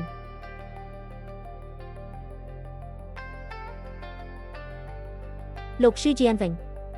នៅពេលនោះអ្នកបានកិននាកិននីរបស់ខ្ញុំប៉ុន្តែខ្ញុំមិនទាន់បានកិននាវាជាមួយអ្នកនៅឡើយទេឥឡូវអ្នកហ៊ានមករកគ្រួសារឆេនរបស់ខ្ញុំដើម្បីបង្កបញ្ហាម្ដងទៀតហើយហាហាហាលោកឆេនឆេងឆេងគ្រួសារឆេនរបស់អ្នកបានសន្យាថានឹងយកឆេនហៅចូលទៅក្នុងព្រះរបស់ខ្ញុំហើយចេញទៅប៉ុន្តែអ្នកត្រឡប់មកតាមពាក្យរបស់អ្នកវិញហើយធ្វើបាបកូនប្រុសខ្ញុំតើអ្នកនឹងធ្វើអ្វីជាមួយកិននីនេះគ្រួសារខ្ញុំឆេនតាមពិតទៅអ្នកអាចយកវាទៅឆ្ងាយបានប្រសិនបើអ្នកនិយាយថាយកវាទៅឆ្ងាយចេងឆាងសេងខ្ញុំសូមណែនាំអ្នកឲ្យចេះស្ដាប់បង្គាប់អនុញ្ញាតឲ្យឆេនហៅមកជាមួយខ្ញុំហើយខ្ញុំអាចផ្ដល់ឲ្យអ្នកនៅពីថ្ងៃទៀតដើម្បីរស់នៅឆេនហៅអ្នកបាននិយាយថាក្រវិលទ្វារអង្កាំព្រះរបស់អ្នកល្អតើពូល្ងងមែនទេបើពូទូចចង់រៀបការជាមួយអ្នកបម្រើស្រីឈីនស៊ីវបានបំពេញច្បាប់អ្នកមិនខ្វល់ទេចេនហៅបានរៀបការអ្នកមិនខ្វល់ទេថាស្ត្រីនោះធ្វើឲ្យទ្វារអាម៉ាស់ដោយសារនាងបោះបង់ចោលវាខ្ញុំឃើញទីតាំងរបស់ម្ចាស់នេះអ្នកគួរតែប្រគល់វាឲ្យបានឆាប់តាមដែលអាចធ្វើទៅបានក្រែងលោកគ្រូសាឆេនបន្តធ្លាក់ក្នុងដៃរបស់អ្នកទីបំផុតបង្ហាញកន្ទុយកញ្ជ្រោងរបស់អ្នកហើយវាអាស្រ័យលើអ្វីដែលអ្នកអាចធ្វើបានដើម្បីបន្ថែមកៅអីម្ចាស់ផ្ទះអូនសំឡាញ់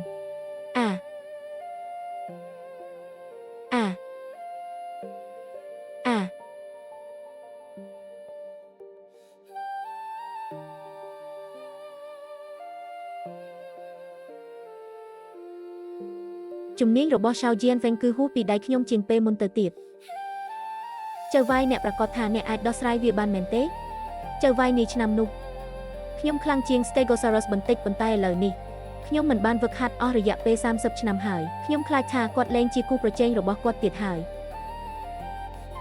អ្វីដែលត្រូវធ្វើបន្ទាប់មកចាំខ្ញុំមកលោកគ្រូនេះជាការខឹងសម្បាររបស់ខ្ញុំជាមួយ Shi Jian វិញឬអនុញ្ញាតឲ្យខ្ញុំប្រយុទ្ធជាមួយគាត់បើអ្នកមិនស្ទាក់ស្ទើរទេរំខានអ្នកម្ដងទៀតទៅ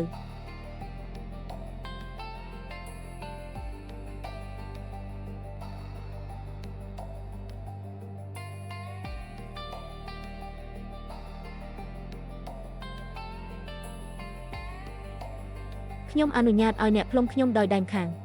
អ្នកនៅតែជាមេផ្ទះ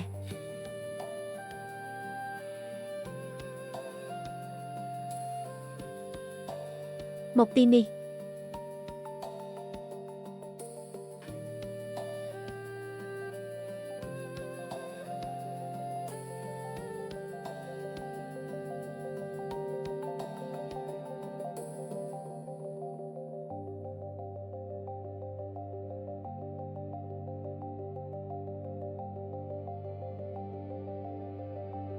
មក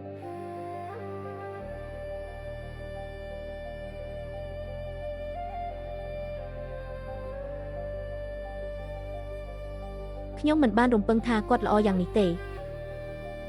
ហេចេនឆាងសេងនេះជាក្បាច់គុនតៃជីដែលឯងបានរៀនពីក្មេងស្រីតូចនោះប៉ុណ្ណឹងហើយជូជៀនហ្វេងមានកម្លាំងខាងក្នុងយ៉ាងជ្រាលជ្រៅប្រដៅដល់សាហាវបុព្វបុរសនេះចាស់ហើយខ្ញុំខ្លាចថាគាត់មិនសមនឹងគាត់ទេខ្ញុំត្រូវតែចុះសម្រុងគ្នាអាគីយូរបួសដែលប៉ះនឹងការស្ដាប់ត្រចៀកដែលធ្វើពីដីមិនទាន់ជាសះស្បើយនៅឡើយទេវានៅតែត្រូវការការស្ដារឡើងវិញដោយប្រុងប្រយ័ត្នហើយវាមិនស័ក្តិសមសម្រាប់ការប្រយុទ្ធឥឡូវនេះទេបន្ទាប់មកខ្ញុំមិនអាចមើលដូនតារបស់ខ្ញុំចាញ់បានទេចៅវាយហាលោកឆេនឆេងសេង30ឆ្នាំអ្នកនៅតែមិនអាចយកឈ្នះខ្ញុំបានខ្ញុំអ្នកចាស់ហើយតើអ្នកបាននិយាយអ្វីអ្នកត្រូវតែត្រឡប់មកវិញដើម្បីជ្រៀតជ្រែកជាមួយគ្រូសាឆានរបស់ខ្ញុំតើអ្នកកំពុងព្យាយាមធ្វើអ្វីហាឡើយchứអ្នកគួរតែនិយាយឡើងឲ្យពូប្រគល់ក្បាលគ្រូសាទៅសួរប្រហែលជាយើងអាចផ្ដល់ឲ្យអ្នកនៅជីវិត2ឆ្នាំទៀតពួកអ្នកទាំងពីរនេះគ្រូសាឆានរបស់ខ្ញុំតើវាអាចទៅរួចយ៉ាងដូចម្ដេចក្រៅពីអ្នកទាំងពីរដែលជាកូនកំឡោះហាលោកគ្រូខ្ញុំសុំទោសខ្ញុំធ្វើឲ្យអ្នកខ្មាស់អៀនជាលើកដំបូងដូនតាកុំមានអារម្មណ៍ថាមានកំហុសអីចាំមើលខ្ញុំបន្ទាប់លោកគ្រូខ្ញុំសុំទោសខ្ញុំធ្វើឲ្យអ្នកខ្មាស់អៀនជាលើកដំបូងដូនតាកុំមានអារម្មណ៍ថាមានកំហុសអីមើលខ្ញុំរឿងចាស់បន្ទាប់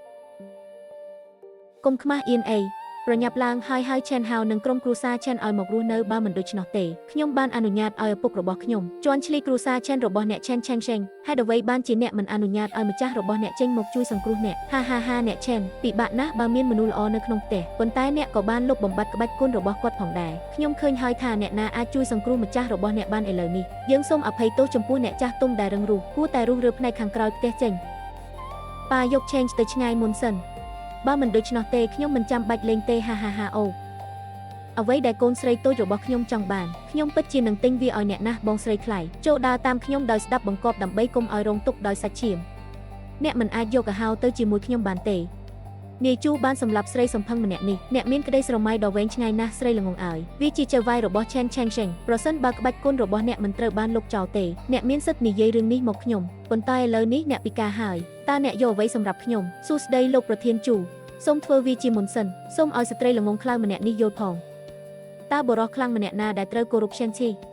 អ្នកមានសំណាងហើយដែលអ្នកមិនស្លាប់ដូច្នេះប្រញាប់ឡើងហើយលាក់ខ្លួននៅតែលេងសើចនៅទីនេះថ្ងៃនេះជាថ្ងៃស្លាប់របស់អ្នកហាងាយស្រួលស្លាប់ណាស់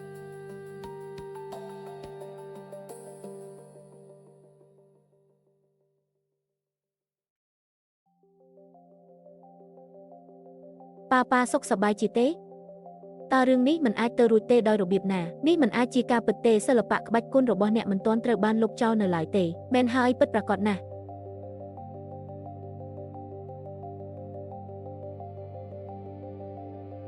នោះមិនអាចទៅរួចទេខ្ញុំបានឃើញបងប្រុសរបស់ខ្ញុំបិទចំណុចចាក់មជុលវិទ្យាសាស្ត្រទាំង8របស់គាត់ដោយភ្នែករបស់ខ្ញុំផ្ទាល់តើគាត់អាចនៅតែមានក្បាច់គុនដោយរបៀបណាតើអ្នកគិតទេអ្នកអាចធ្វើបាបឈីវដោយវិធីសាស្ត្រដ៏គួរឲ្យស្អប់ខ្ពើមនេះឆោតល្ងងណាស់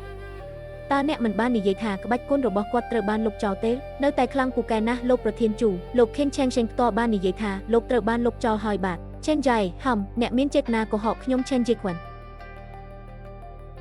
បុព្វបុរសបានដឹងពីមហិច្ឆតាចករបស់អ្នកជាយូរមកហើយដឹងថាអ្នកនឹងប្រាប់ទ្វាររបស់ព្រះដូច្នេះខ្ញុំចេតនាផ្ដល់ឲ្យអ្នកនៅព័ត៌មានคล้ายគ្រាន់តែមិនបានរំពឹងទុកឯងនឹងឈួតខ្លាំងណាស់ហើយអន្តេសាណាស់គ្រាន់តែយកទ្វារជ្រូកព្រះមកប្រកួតប្រជែងទោះបីជាវិមានសត្វមិនត្រូវបានលុបចោលក៏ដោយយើងមិនចាំបាច់ខ្លាចគាត់ទេគាត់ទើបតែរងរបួសដោយដៃគោលរងរបួសពេលចេញពីពន្ធនាគារយើងទាំង3នាក់នឹងសម្លាប់គាត់ជាមួយគ្នាប៉ាប្រយ័ត្នខ្លួនណាបន្តទៅមុខទៀត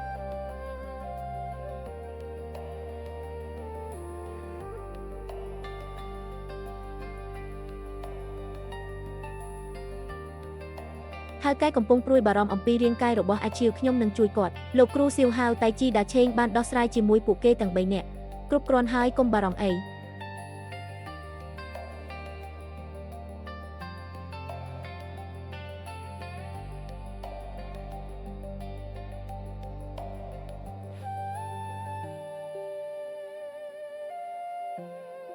វាបង្ហាញថាតៃជីត្រូវបានប្រើដូចនេះឆ្នាំទាំងអស់នេះយើងទាំងអស់គ្នាហាត់តៃជីខុសគឺមិនអាចទាយទុកជាមុនបានទេគ្រូអាចបែងចែកតៃជីទៅជាសេដ្ឋកិច្ចបែបនេះអាចនិយាយបានថាវាត្រូវតែឆ្លើយតបទៅនឹងបេះដូងនិងសួត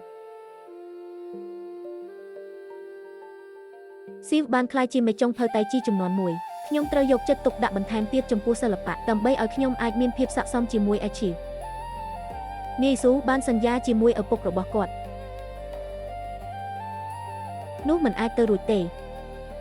ខ្ញុំពូកែណាស់តៃជីគឺនិយាយអំពីការវឹកហាត់ខ្លួនឯងហើយអ្វីដែលអ្នកគិតគឺកេរ្តិ៍ឈ្មោះនិងទ្រព្យសម្បត្តិយូរមកហើយបានបាត់បង់ធម្មជាតិរបស់អ្នករំសូម្បីតែមួយជីវិតខ្ញុំមិនអាចប៉ះចំណុចកំពូលនៃសិល្បៈក្បាច់គុនបានទេឈិនស៊ីមិនថាអ្នកល្អប៉ុណ្ណាទេអ្នកគ្រាន់តែជាស្ត្រីម្នាក់ប្រមាថគ្រួសារជូរបស់យើងអ្នកនឹងមិនបញ្ចប់បានល្អទេកញ្ញាជូអ្នកក៏ជាស្ត្រីដែរហេតុអ្វីអ្នកមើលងាយស្ត្រីខ្លាំងម្ល៉េះស្រីឆ្កេងញីនេះកំពុងឈ្នះសេរីរុងរឿងសម្រាប់យើងស្ត្រីមេបង្ហាញយើងថាបុរសអាចធ្វើបានស្ត្រីអាចធ្វើបានហើយអាចធ្វើបានល្អជាងខ្ញុំឃើញហើយថាអ្នកណាហ៊ាននិយាយថាស្ត្រីអន់ជាងបុរសនៅថ្ងៃអនាគតចៅវាយនាយប្រើប្រាស់ការពិតសកម្មភាពប្រាប់យើងថាបុរសអាចធ្វើបានស្ត្រីអាចហើយអាចធ្វើបានល្អជាងនេះខ្ញុំឃើញហើយថាអ្នកណាហ៊ាននិយាយថាស្ត្រីមិនខ្លាចដូចបុរសនៅថ្ងៃអនាគតដោយសារអ្នកចាញ់ថ្ងៃនេះអ្នកត្រូវតែសម្លាប់ឬកាត់លោកឈឺប្រធានតុលាការព្រំទុនជាទីគោរពតើអ្នកនឹងធ្វើអ្វីអ្នកចង់ឲ្យយើងទៅប៉ុន្តែព្រះរបស់យើងព្រះអម្ចាស់ប្រព្រឹត្តចំពោះអ្នកបែបនោះអ្នកគ្រាន់តែអាត្មានិយមប៉ុណ្ណោះចង់រស់នៅជាមួយភាពល្បីល្បាញនិងទ្រព្យសម្បត្តិខ្ញុំបង្ហាញសេចក្តីស្រឡាញ់របស់ខ្ញុំឲ្យមើលងាយអ្នកនឹងមិនដែលជាគូប្រជែងពិតប្រាកដរបស់ខ្ញុំឡើយហេកញ្ញាឈីនត្រូវបានបង្រៀនអ្នកនិងកញ្ញាជូអាចទៅបានប៉ុន្តែពួកគេបានងាកចេញពីបុកបរោះរបស់ពួកគេហើយពួកគេត្រូវតែស្នាក់នៅឈឺសាមិនអ្នកមិនអាចទុកយើងឲ្យនៅម្នាក់ឯងបានទេបាទឈឺសាមិនយើងស្មោះត្រង់នឹងអ្នកតើយើងគួរធ្វើអ្វីបើអ្នកចាក់ចេញពីខ្ញុំសម្រាមដូចអ្នកទាំងពីរកុំក្បត់សំបីតែគ្រួសារខ្លួនឯង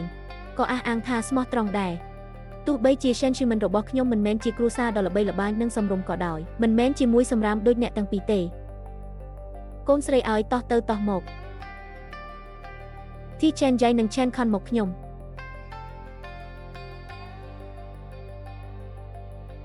លោកម្ចាស់យើងខ្ញុំមានការភ័ន្តច្រឡំមួយរយៈសូមអភ័យទោសផងមែនហើយចៅវាយព្រះបានចេញទៅបង្ខំយើងគ្រាន់តែទុកយើងលើកនេះលោកគ្រូតើពួកគេដោះស្រាយវាដោយរបៀបណាពួកគេនិយាយដែរអំពីច្បាប់គ្រួសារបន្ទាប់មកប្រើច្បាប់ផ្ទះដើម្បីដោះស្រាយជាមួយពួកគេយោងតាមច្បាប់គ្រួសារឆែនជាប់ទោសដោយសារគ្រួសារចម្លងចុងច្របាច់ប៉ែហើយរុញវាចូលទៅក្នុងបន្ទប់អស់ដើម្បីរងចាំការដឹកជញ្ជូនមកដល់ហើយអនុវត្តភ្លាម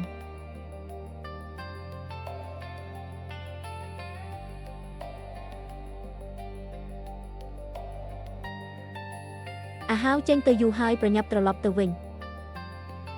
កុំបារម្ភអីឥឡូវនេះបុកបរោះនិងឪពុកខ្ញុំកំពុងហាត់តៃជីយ៉ាងអស់សង្ឃឹមតាមគោលការណ៍សំខាន់ដែលអ្នកបានបង្រៀនគ្មានអ្នកណាអាចមើលថែយើងបានទេតើវាស្អាតទេចូលចិត្តទេ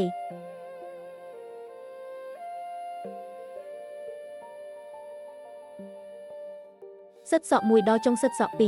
2សក់ពណ៌ជាមួយចិញ្ចើមសិតសក់3ពោពេញដោយកូនចៅមិនអាចប្រកែកជាមួយខ្ញុំបានទេស៊ីវចាំខ្ញុំផងហេឈប់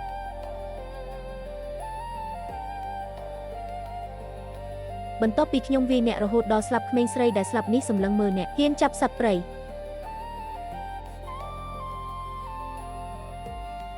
អ្នកជានរណា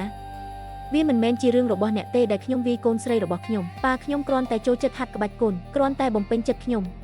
ក្មេងស្រីគួរតែនៅផ្ទះជាមួយស្វាមីនិងកូនរបស់ពួកគេសិល្បៈក្បាច់គុនគឺជាអាជីវកម្មរបស់បុរសបើឯងហ៊ានហាត់ក្បាច់គុនម្ដងទៀតខ្ញុំនឹងវាយបំបាក់ជើងឯងមែនទេ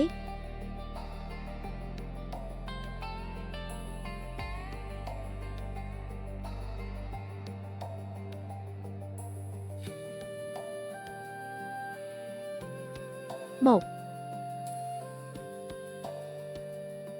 ប្អូនស្រីតូចឲ្យតើអ្នកឈ្មោះអ្វីខ្ញុំឈ្មោះឈុនលីអរគុណប្អូនស្រីឈុនឆែនលី ប្រសិនបើអ្នកចូលចិត្តហាត់ក្បាច់គុនសូមអញ្ជើញមកសាលសិល្បៈក្បាច់គុនគ្រូសាឆាន់របស់យើងតើប្អូនស្រីរបស់ខ្ញុំពិតជាបានបង្រៀនអ្នកមែនទេប៉ុន្តែឪពុកខ្ញុំមិនយល់ស្របនឹងខ្ញុំឲ្យហ្វឹកហាត់ក្បាច់គុនទេគាត់ជឿជាក់ថាអាពាហ៍ពិពាហ៍របស់ស្ត្រីគឺជាគោលដៅនៃជីវិតរបស់នាងប៉ុន្តែខ្ញុំមិនចង់រៀបការទេអ្នកគឺជាប្រធានដ៏ថ្លៃថ្នូរនៃសាលក្បាច់គុនរបស់លីវកូនស្រីកំណាញ់ណាស់ចង់ឲ្យគាត់រៀបការតើអ្នកជាឪពុកបែបនេះមែនទេសៀវណៃតើពេលណាជាវេនរបស់អ្នកដើម្បីមើលថែគ្រួសាររបស់ខ្ញុំលោកគ្រូលីវដោយសារតែឈុនលីចូលចិត្តហាត់ក្បាច់គុនអនុញ្ញាតឲ្យគាត់មកសាលសិល្បៈក្បាច់គុនគ្រួសារឆាន់របស់យើងល្អណាស់ដែលនិយាយការមានកូនស្រីគឺជាការខាតបង់លុយកាក់ឲ្យគាត់ហាត់ក្បាច់គុនកុំខ្វល់ពីរឿងផ្ទាល់ខ្លួនអីអ្នកទាំងពីរកំពុងនិយាយគ្នារឿងអ្វីលោកមេតបលីវខ្ញុំគិតថាឈុនលីមានទេពកោសល្យខ្លាំងណាស់គ្រាន់តែទុកគាត់ឲ្យខ្ញុំសមិទ្ធផលនាពេលអនាគតរបស់គាត់នឹងមិនដែលអាក្រក់ជាងបុរសឡើយយ៉ាងណាក៏ដោយវាជាការខាតបង់លុយកាក់បើចង់យកវាទៅយកវាទៅអរគុណប្អូនស្រីខ្ញុំពិតជានឹងហាត់ក្បាច់គុននៅពេលអនាគតនឹងមិនបំពេញតាមការរំពឹងទុករបស់អ្នកទេមនុស្សច្រើនណាស់នៅលើโลกនេះមើលងាយស្ត្រី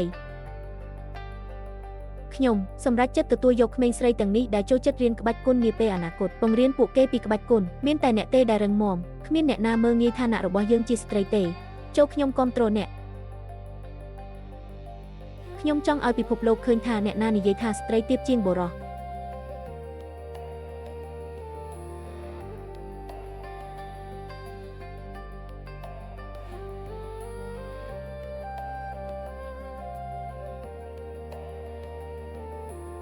ប៉ាកំពុងធ្វើអ្វីជាមួយយើងអ្នកទាំងពីរទៅគ្រួសារឆានឥឡូវនេះប៉ាទីបំផុតអ្នកយល់ព្រមជួយខ្ញុំនាំឆានអេងម្ដងទៀតបានវាមកវិញហើយប៉ាដ៏អស្ចារ្យលើកនេះខ្ញុំចង់ធ្វើឲ្យគ្រួសារឆានមើលទៅល្អខ្ញុំអនុញ្ញាតឲ្យអ្នកទៅឆានផ្ទះគឺជាលិខិតអញ្ជើញទៅកាន់គ្រួសារឆានសម្រាប់សន្និសីទក្បាច់គុនតើគ្រួសារលោកឆានជាឪពុកប្រភេទណាដែលស័ក្តិសមនឹងចូលរួមក្នុងសន្និសីទក្បាច់គុនអាមែនហើយប៉ាមិនអីទេឈប់និយាយហើយទៅ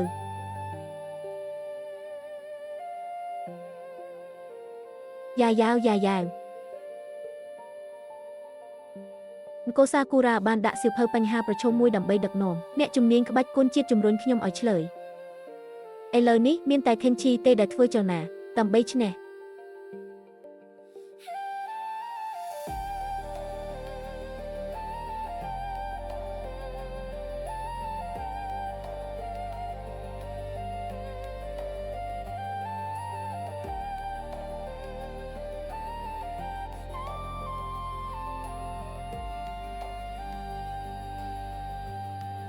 ពេលនេះមានព្យុះនៅខាងក្រៅហើយបាននិយាយថាឈីនស៊ីវបានជ្រើសរើសសិស្សស្រីជាច្រើនអ្នកខ្លះនៅតែជាកូនស្រីរបស់ប្រមុខផ្សេងទៀតតើនឹងមានផលប៉ះពាល់អាក្រក់អ្វីទេប្រសិនបើរឿងនេះនៅតែបន្តអាចកំបាំងរបស់លោកគ្រូតាំងពីកុមារភាពយ៉ាន់ស៊ីតៃជីទុកលំបាកនិងអយុធធម៌ដែលបានជួបប្រទះឆ្ងាយពីការស្រមើស្រមៃរបស់យើង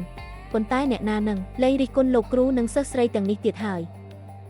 ទីមួយដែលមិនអាចលើកលែងគាត់បានគឺមកស្រីសូមឲ្យសិស្សប្រុសនៅក្បែរអ្នកមើលបងប្អូនល្អរបស់សិស្សស្រីរបស់យើងលើកទឹកចិត្តឡើងកុំប្រៀបធៀបជាមួយក្មេងស្រីទាំងនេះ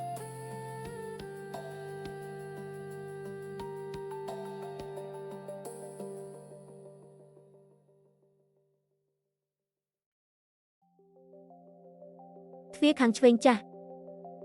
បុរសដែលបានចេញពីព្រះបានមកទីនេះម្ដងទៀតហើយតើពួកគេហ៊ានមកមាត់ទ្វារដើម្បីបង្កបញ្ហាដោយរបៀបណា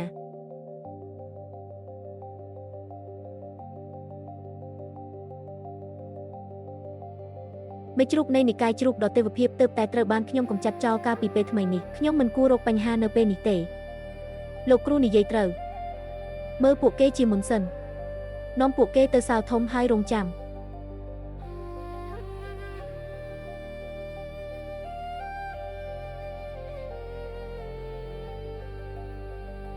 តើអ្នកកំពុងធ្វើអ្វីខ្ញុំធ្វើតាមបញ្ជារបស់ឪពុកខ្ញុំផ្ញើលិខិតអញ្ជើញទៅគ្រួសារឆានរបស់អ្នកទៅសន្និសីទសិល្បៈក្បាច់គុនអ្នកនឹងមានចិត្តល្អខ្លាំងណាស់សន្និសីទសិល្បៈក្បាច់គុនអស់រយៈពេលជាច្រើនឆ្នាំប៉ុន្តែវាតែងតែជាគ្រួសារឈឺរបស់អ្នកកំពុងធ្វើភេកាការចូលរួមរបស់យើងការអញ្ជើញមាននៅទីនេះតើខ្ញុំនឹងកុហកអ្នកមែនទេ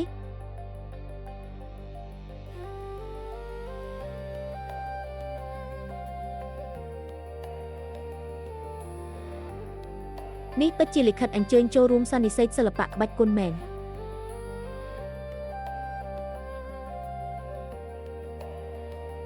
ត្រឡប់ទៅប្រាប់ឈឺជីយ៉ែនវិញថាខ្ញុំឈ្មោះ Chance ត្រូវប្រកាសថាចូលរួមទាន់ពេលវេលា មានថ្នាក់មួយ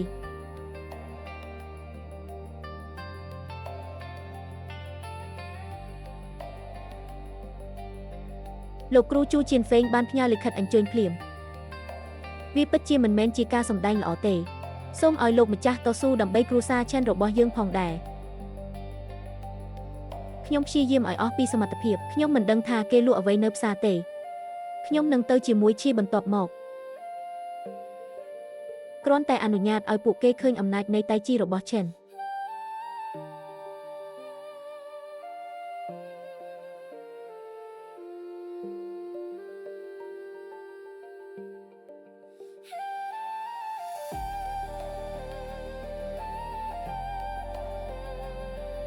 សួស្តីថ្នាក់ដឹកនាំក្រុមសួស្តីថ្នាក់ដឹកនាំក្រុម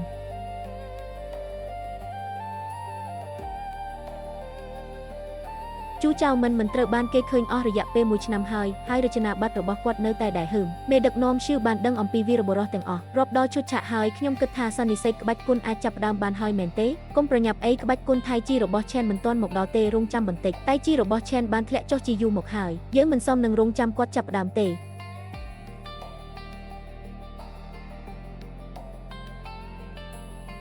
តើតៃជីជានរណាវាពិតជាកាន់តែអាក្រក់ទៅដើម្បីស្វែងរកក្រុមស្ត្រីបែបនេះដើម្បីចូលរួមសន្និសីទក្រុមគ្រួសាររបស់ឪពុកឆែនកំពុងប្រមាថសន្និសីទក្បាច់គុណដោយចិត្តណាមែនទេឈៀនស៊ីវអាក្រក់ណាស់ខ្ញុំពិតជាបានរកឃើញក្រុមដាវបែបនេះដើម្បីតាក់ទាញឆែនហៅកុំនិយាយរឿងមិនសមហេតុផល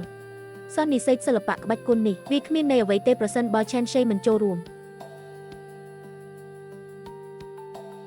អ្នកស្រីឈៀនលោកឆែនសូម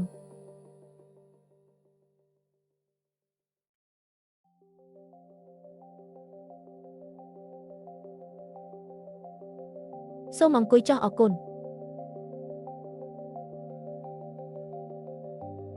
បុរសចំណាស់ម្នាក់នេះហេតុអ្វីបានជាអ្នកគួរសមចំពោះយើងភ្លាមម្លេះត្រូវតែមានខ្មោចកុំបារម្ភអីអាហាវយើងនឹងឃើញផ្នែកខាងមុខនៃល្បិចនេះ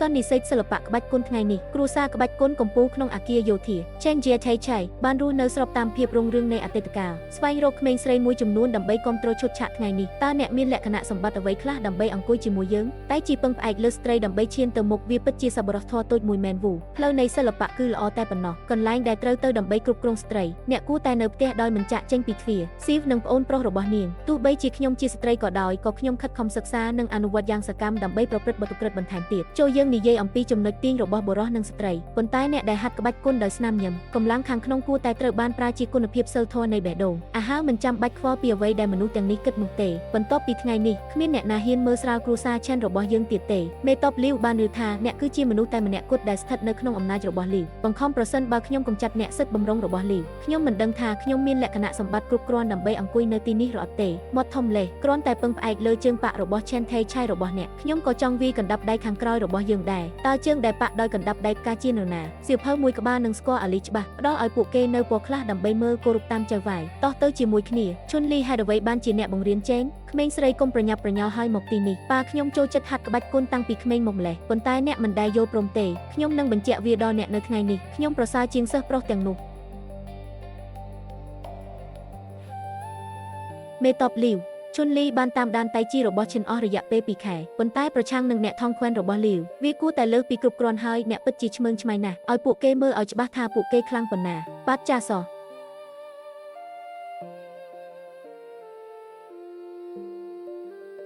ឪពុករបស់ខ្ញុំសូមអញ្ជើញចូលរួមសន្និសីទសិល្បៈក្បាច់គុណសួស្តីខ្លាចក្មេងស្រីតូចម្នាក់ដែលសិក្សាខ្ញុំត្រឹមតែ2ខែដើម្បីលេងប្រសិនបើអ្នកចាញ់ការប្រកួតលើកដំបូងខ្ញុំឃើញមុខអ្នកអង្គុយនៅទីនេះហើយអាជីវទោះបីជាភូមិនេះឧស្សាហ៍ព្យាយាមក្នុងការហ្វឹកហាត់ក្បាច់គុណក៏ដោយក៏ពេលវេលាមានកំណត់ដែរខ្ញុំខ្លាចថាមិនមែនជាគូប្រជែងរបស់ពួកគេទេកុំបារម្ភអីមិនអីទេអ្នកត្រូវតែមានទំនុកចិត្តលើទីក្រុងតៃជីរបស់យើងទោះបីជាខេនឈីវនៅក្មេងក៏ដោយគាត់គឺជាចៅវាយនេះម្នាក់ប្រសិនបើអ្នកអនុញ្ញាតឲ្យគាត់ក្លាយជាមេដឹកនាំនៃសម្ព័ន្ធភាពយោធាបន្ទាប់មកអ្នកមានឱកាសឈ្នះប្រឆាំងនឹង Sakura Country លើកនេះជុនលីកុំខ្លាចក្នុងការប្រើប្រាស់សិទ្ធិរបស់អ្នក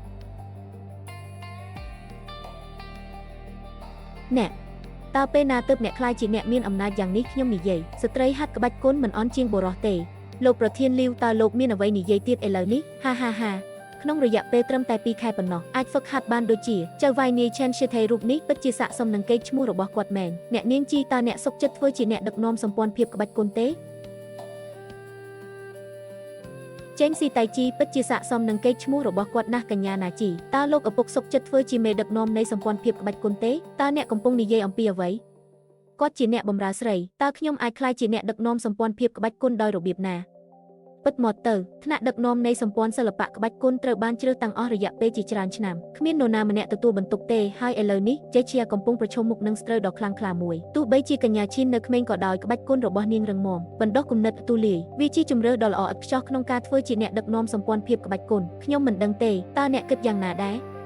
អនុញ្ញាតឲ្យគាត់ក្លាយជាអ្នកដឹកនាំសម្ព័ន្ធភាពក្បាច់គុនយើងដំរីបរោះក្បាច់គុននឹងក្លាយជារឿងកំប្លែងរបស់សាសដតីខ្ញុំមិនយល់ស្របទេខ្ញុំក៏មិនសន្យាជាមួយពួកព្រឹទ្ធាចារ្យនៃឈូដែលជាមេដឹកនាំនៃសម្ព័ន្ធភាពក្បាច់គុនដែរតែងតែធ្វើដោយបរោះឥឡូវនេះសូមឲ្យតុកតាស្រីមួយក្លាយជាអ្នកដឹកនាំនៃសម្ព័ន្ធភាពក្បាច់គុនវាជាការអាម៉ាស់មួយសម្រាប់សិល្បៈក្បាច់គុនទាំងមូលក្រុមបរោះដែលមានចក្ខុវិស័យខ្លីមួយក្រុមមានតែខេនឈីប៉ុណ្ណោះដែលបានក្លាយជាមេដឹកនាំនៃសម្ព័ន្ធភាពក្បាច់គុនទឹកនាំយ៉ៃឈៀវ៉ៃកំចាត់អង្គសាគូរ៉ាលោកវូរបស់ហាឆេការរៀនសូត្របានហួសពីអ្នកជាយូរមកហើយអ្នកណាកំណត់ថាមានតែបរោះទេដែលអាចធ្វើវាបានខ្ញុំប្រឆាំងនឹង Woolen League គ្មានការចងចាំនៅក្នុងតំណែងរបស់ព្រះអម្ចាស់ទេប៉ុន្តែប្រសិនបើអ្នកអាចដាក់យ៉ៃឈៀបានសិល្បៈក្បាច់គុនត្រូវបានបន្តទៅមុខហើយសិល្បៈក្បាច់គុនគឺត្រឹមត្រូវហើយខ្ញុំចង់សាកល្បងហាអ្នកស្រីឈីនតាមច្បាប់ដរាបណាអ្នកចូលទៅក្នុងសង្វៀនទទួលយកបញ្ហាប្រឈមរបស់មនុស្សគ្រប់គ្នាអ្នកនៅតែអាចឈរនៅលើសង្វៀនបានបន្ទាប់ពី1ម៉ោងប្រសិនបើអ្នកទៅទីនោះអ្នកអាចក្លាយជាអ្នកដឹកនាំសម្ព័ន្ធភាពក្បាច់គុនតើវាពិបាកប៉ុណ្ណាកូនចៅតៃជីខេនឈីវនៅទីនេះតើអ្នកណានឹងប្រយុទ្ធជាមួយក្មេងស្រីសក់លឿងសូមឲ្យខ្ញុំសួរអ្នកលីវឆាងឡុងអ្នកមិនមែនជាហេតុផលរបស់ខ្ញុំទេក្មេងស្រីតូចអ្នកគួរតែមើលស្រាលខ្ញុំអនុញ្ញាតឲ្យអ្នកមើលឃើញពីអំណាចនៃប្រដាល់ថងបេត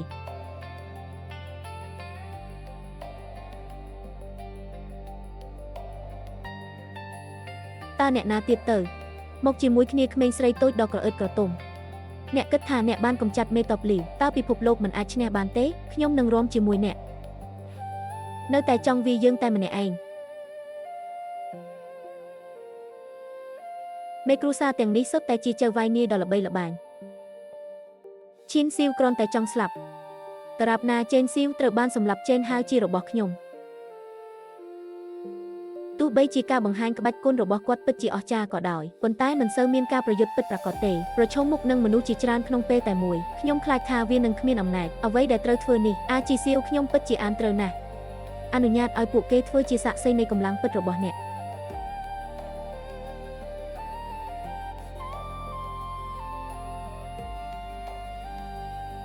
ក្មេងស្រីតូច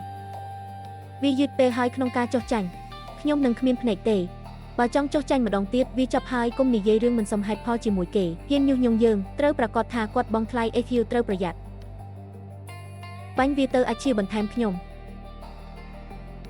ការកើនឡើងនៃគ្រួសារឆេនអាស្រ័យលើសមរភូមិរបស់អ្នកកុំនិយាយរឿងមិនសមហេតុផលជាមួយគាត់ហ៊ានញុះញង់យើងត្រូវប្រកាសថាពួកគេបងថ្លៃ EQ ត្រូវប្រយ័ត្ន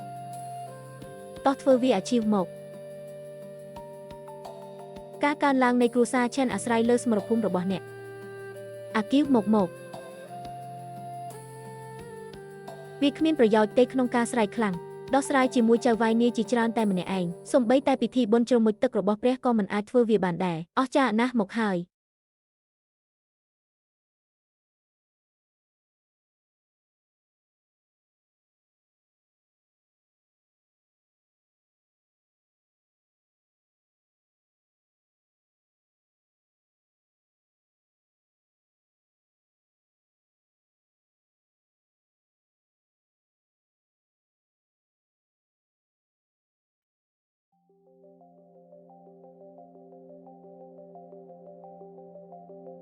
អ្នកចាញ់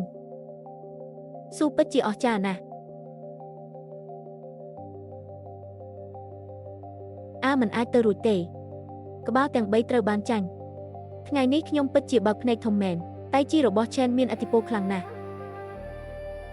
កញ្ញាឈីពិតជាបានបំពេញតាមការរំពឹងទុកមែនគាត់គឺជាមេដឹកនាំនៃសម្ព័ន្ធភាពក្បាច់គុនតើមានអ្នកណាផ្សេងទៀតប្រឆាំងនឹងវាទេតើអ្នកណាផ្សេងទៀត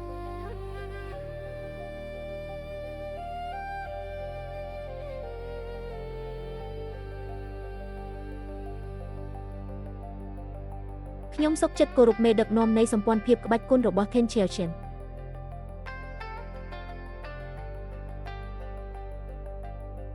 Active ដ៏អស្ចារ្យចាប់ពីថ្ងៃនេះទៅបន្ទាប់ពីគ្រួសារ Chen របស់យើងពិតជាបានកើនឡើងគ្មានអ្នកណាហ៊ានមើលស្រាលក្បាច់គុណតៃជីរបស់ជេងយើងទៀតទេតៃជីតៃជីតៃជីតៃជី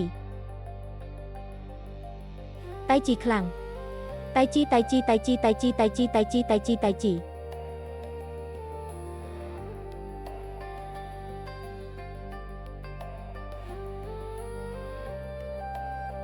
លោក Chen Cheng សេងបានប្រាប់ខ្ញុំពីមុនថាតៃជីគឺត្រូវយកឈ្នះភាពរឹងរូសដោយភាពទន់ភ្លន់ខ្សោយឈ្នះខ្លាំងជាមួយការកែម្អតិចឈ្នះច្រើនដំបូងឡើយខ្ញុំមិនជឿទេថ្ងៃនេះខ្ញុំបានមើលកម្មវិធី Miss Ten តើជឿជាក់ទេ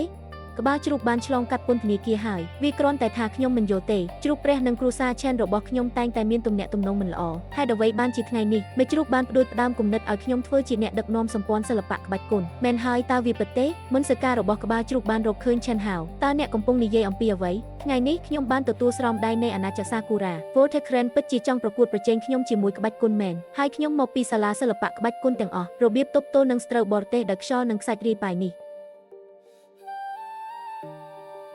កញ្ញាឈិនមិនថាវាជាសិល្បៈក្បាច់គុណឬចិត្តគំនិតទេពួកគេទាំងអស់សុទ្ធតែជាបេក្ខជនដែលស័ក្តិសមសម្រាប់តំណែងជាមេដឹកនាំនៃសម្ព័ន្ធភាពក្បាច់គុណមានតែអ្នកស្រីឈិនទេដែលចេញមកដើម្បីធ្វើឲ្យស្ថានភាពនៃសិល្បៈក្បាច់គុណមានស្ថិរភាពខ្ញុំឃើញមេតបជូចង់លះបង់ការចងគំនុំជាមួយគ្រួសារ Chen របស់ខ្ញុំរួមគ្នាការពារសត្រូវខ្ញុំឈ្មោះ Shi Jianweng ទោះបីជាមិនមែនជាមនុស្សល្អក៏ដោយប៉ុន្តែនៅចំពោះមុខយុទ្ធធម៌គ្រួសារខ្ញុំនៅតែដឹងពីរបៀបជ្រើសរើសខ្ញុំសូមកោតសរសើរដល់ថ្នាក់ដឹកនាំក្រុមដែលមានចំណេះដឹងបែបនេះឥឡូវនេះខ្ញុំជាវីរបុរសក្នុងនាមព្រះអម្ចាស់នៃសម្ព័ន្ធសិល្បៈក្បាច់គុណវត្តអារាមប្រមូលផ្ដុំប្រជាជនស្មោះត្រង់និងសុចរិតនៃពិភពលោកដើម្បីការពារប្រឆាំងនឹងស្រីជាមួយគ្នាហ៊ានសួរថាពេលណាជនជាតិជប៉ុននឹងមករកខ្ញុំបូណូបូទាំងនោះនៅថ្ងៃដំបូងនៃខែបន្ទាប់មនុស្សកំពុងលេងសើចនៅក្នុងដីរដូវក្តៅរបស់ខ្ញុំសម្រាប់ពេលនេះខ្ញុំនឹងបន្តឲ្យពួកគេត្រឡប់មកវិញអាហារសម្លឹងមើលទំហំបន្ទប់គេងកុំតាមខ្ញុំពេលអ្នកចេញទៅទិញអីវ៉ាន់តើវាអាចដំណើរការយ៉ាងដូចម្ដេចចុះបើប្រពន្ធខ្ញុំហត់នឿយប្រពន្ធអ្នកណានឹងពេលខ្ញុំត្រឡប់ទៅវិញខ្ញុំនឹងអង្វរចៅវាយឲ្យរៀបការជាមួយអ្នកជាមួយខ្ញុំ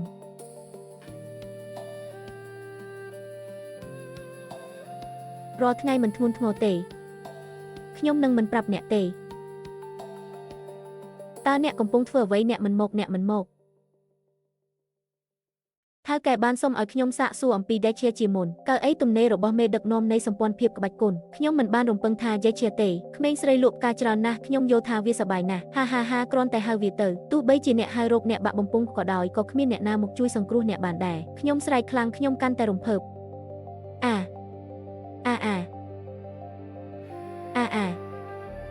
ហឺ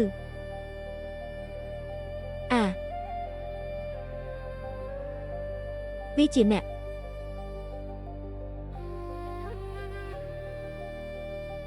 បាក់អាស៊ីចេញទៅហើយមិនថាមានរឿងអ្វីកើតឡើងទេកុំបញ្ចេញសម្លេងអី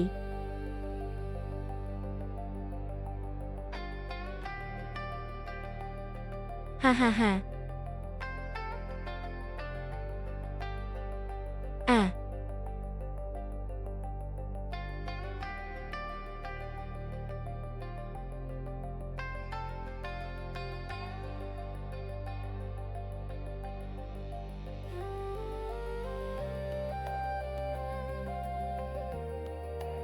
ខ្ញុំនឹងប្រយុទ្ធជាមួយអ្នកដោយសារតែមនុស្សអាក្រក់ទាំងនេះ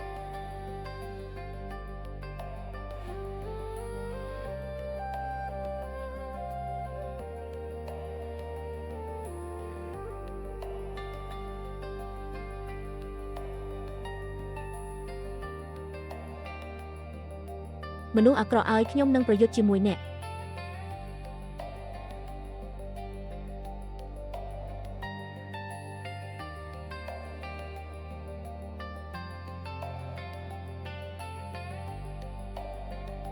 លាក់ខ្លួននៅក្នុង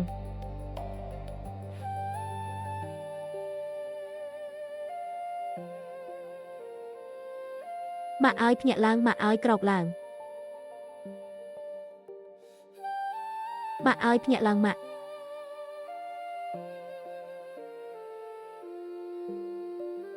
ហានៅក្នុងពន្លឺថ្ងៃធំទូលាយដើម្បីអាចធ្វើអ្វីមួយដូចនេះហាខ្ញុំមិនបានរំពឹងថានឹងមានម៉ាន់ជូរីទេមានសម្រស់នៃចរិតបែបនេះតើអ្នកហ៊ានបំផ្លាញកម្មវិធីរបស់ខ្ញុំដោយរបៀបណាបន្ទាប់មកនៅជាមួយខ្ញុំ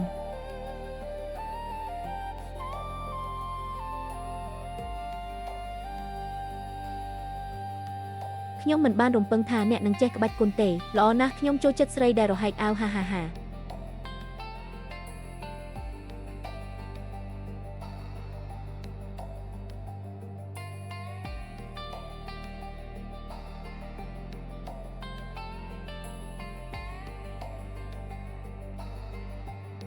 ក្មេងស្រីតើអ្នកសុខសប្បាយជាទេអរគុណអាស៊ីវតើត្រូវដោះស្រាយជាមួយសម្រាមនេះដោយរបៀបណា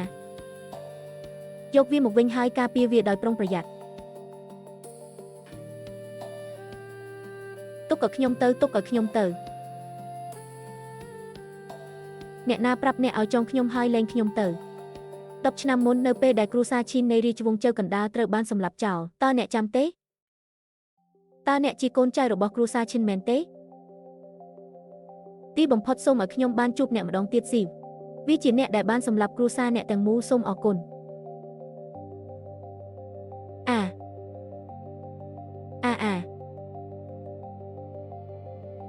ម៉ាក់ខ្ញុំលាក់ខ្ញុំទៅតែកិច្ចពីក្របកាំភ្លើងមួយក្របអ្នកគឺជាអ្នកដែលបានសម្លាប់គ្រួសាររបស់អាជីវថ្ងៃនេះខ្ញុំនឹងសម្លាប់អ្នកគុំសងសឹកគ្រាន់តែដោះស្រាយវាទៅអ្នកបាននិយាយថាអ្នកបានលួចចូលទៅក្នុងដេកជាម្ដងទៀតលើកនេះតើអ្នកចង់បានអ្វីគិតនាមនឹងទ្រព្យសម្បត្តិនៃប្រទេសកាសាគូរ៉ារបស់យើងដូច្នេះសូមផ្ញើមកខ្ញុំមកសាកសួរអំពីខេឆេងបន្ទាប់មកតើអ្នកបានរកឃើញព័ត៌មានអ្វីប្រាប់ខ្ញុំផងខ្ញុំទៅតែមកដល់ដេកជាដែរខ្ញុំមិនបានរំពឹងថានឹងមានក្មេងស្រីលក់ផ្កាច្រើនយ៉ាងនេះនៅក្នុងប្រទេសដាស៊ីរបស់អ្នកទេដូច្នេះខ្ញុំមានកៅអីតែមួយប៉ុណ្ណោះពង្វេងស្មារតីមិនបានអំដំណើរអ្នកដើម្បីនាំគាត់ចូលទៅក្នុងជំរកឈើទេជីវិតល្អដែលបានឃើញបាទលែងខ្ញុំទៅអាជីវបុរសម្នាក់នេះគួរឲ្យស្អប់ណាស់ហេតុអ្វីមិនសម្លាប់គាត់ទៅព្រោះមានអ្នកផ្សេងនៅពីក្រោយគាត់ហេតុអ្វីអ្នកមិនរងចាំពួកគេជួបជុំគ្នាសម្លាប់ពួកគេទាំងអស់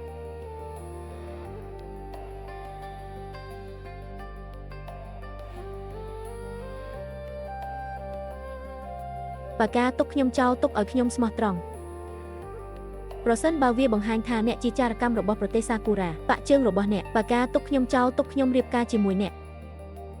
ប្រជាជនសាគូរ៉ាមករោងចក្រតើផ្ទះកំពុងធ្វើអ្វីមិនថាគាត់កំពុងធ្វើអ្វីនៅទីនេះទេវាជាឱកាសរបស់យើងដើម្បីចេញពីទីនេះ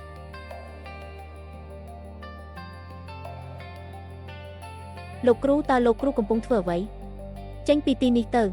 ពិតណាស់អ្នកកំពុងធ្វើអ្វីនៅទីនេះវាជាមួយអាវុធប្រទេសសាគូរ៉ារបស់យើងអាគារតេងពីងខ្ញុំទទួលខុសត្រូវនឹងត្រៀមខ្លួនជួយ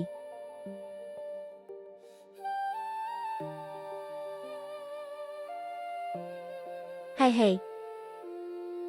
អ្នកនិយាយមុនគេស្ត្រីនោះតាមអ្វីខ្លាំងណាស់អ្នកកំពុងនិយាយអំពីខេនឈីវិនឥឡូវនេះនាងគឺជាម្ចាស់នៃសម្ព័ន្ធភាពក្បាច់គុនអ្នកចម្បាំងគ្មានអ្វីចម្លែកទេដែលមានចៅវាយនាយបែបនេះ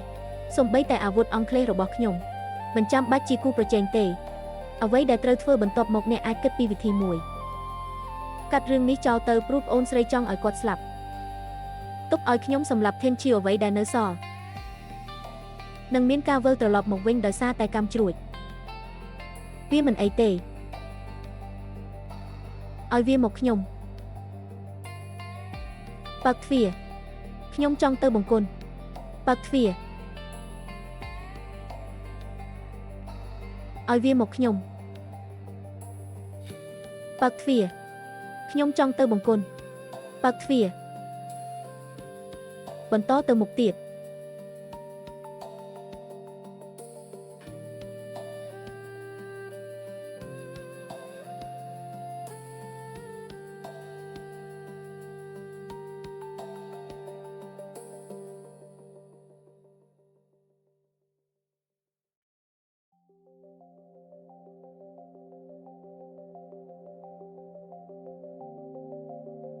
ក្នុងរយៈពេល2ថ្ងៃកន្លងមកនេះមនុស្សគ្រប់គ្នាបានវឹកហាត់ក្បាច់គុនយ៉ាងលំបាកដើម្បីទប់ទល់នឹងប្រទេសសាគូរ៉ាហើយបូក៏មានឱកាសឈ្នះខេនឈីវដែរបន្ទាប់ពីអ្នកត្រូវបានបំពោលមើលពីរបៀបដែលអ្នកប្រយុទ្ធជាមួយផ្កាសាគូរ៉ាមហិច្ឆតារបស់ប្រជាជនសាគូរ៉ាគឺចោកលើកនេះកាន់តែប្រយ័ត្នស្លាប់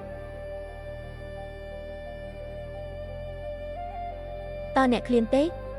ញ៉ាំសាច់ហើយអ្នកនឹងញ៉ាំនៅថ្ងៃស្អែកគ្រាន់តែថ្ងៃនេះជាថ្ងៃប្រកួតជាមួយ Sakura King យ៉មចូលគេងពីព្រលឹមព័ត៌មានរងចាំខ្ញុំនឹងចិញ្ចឹមអ្នក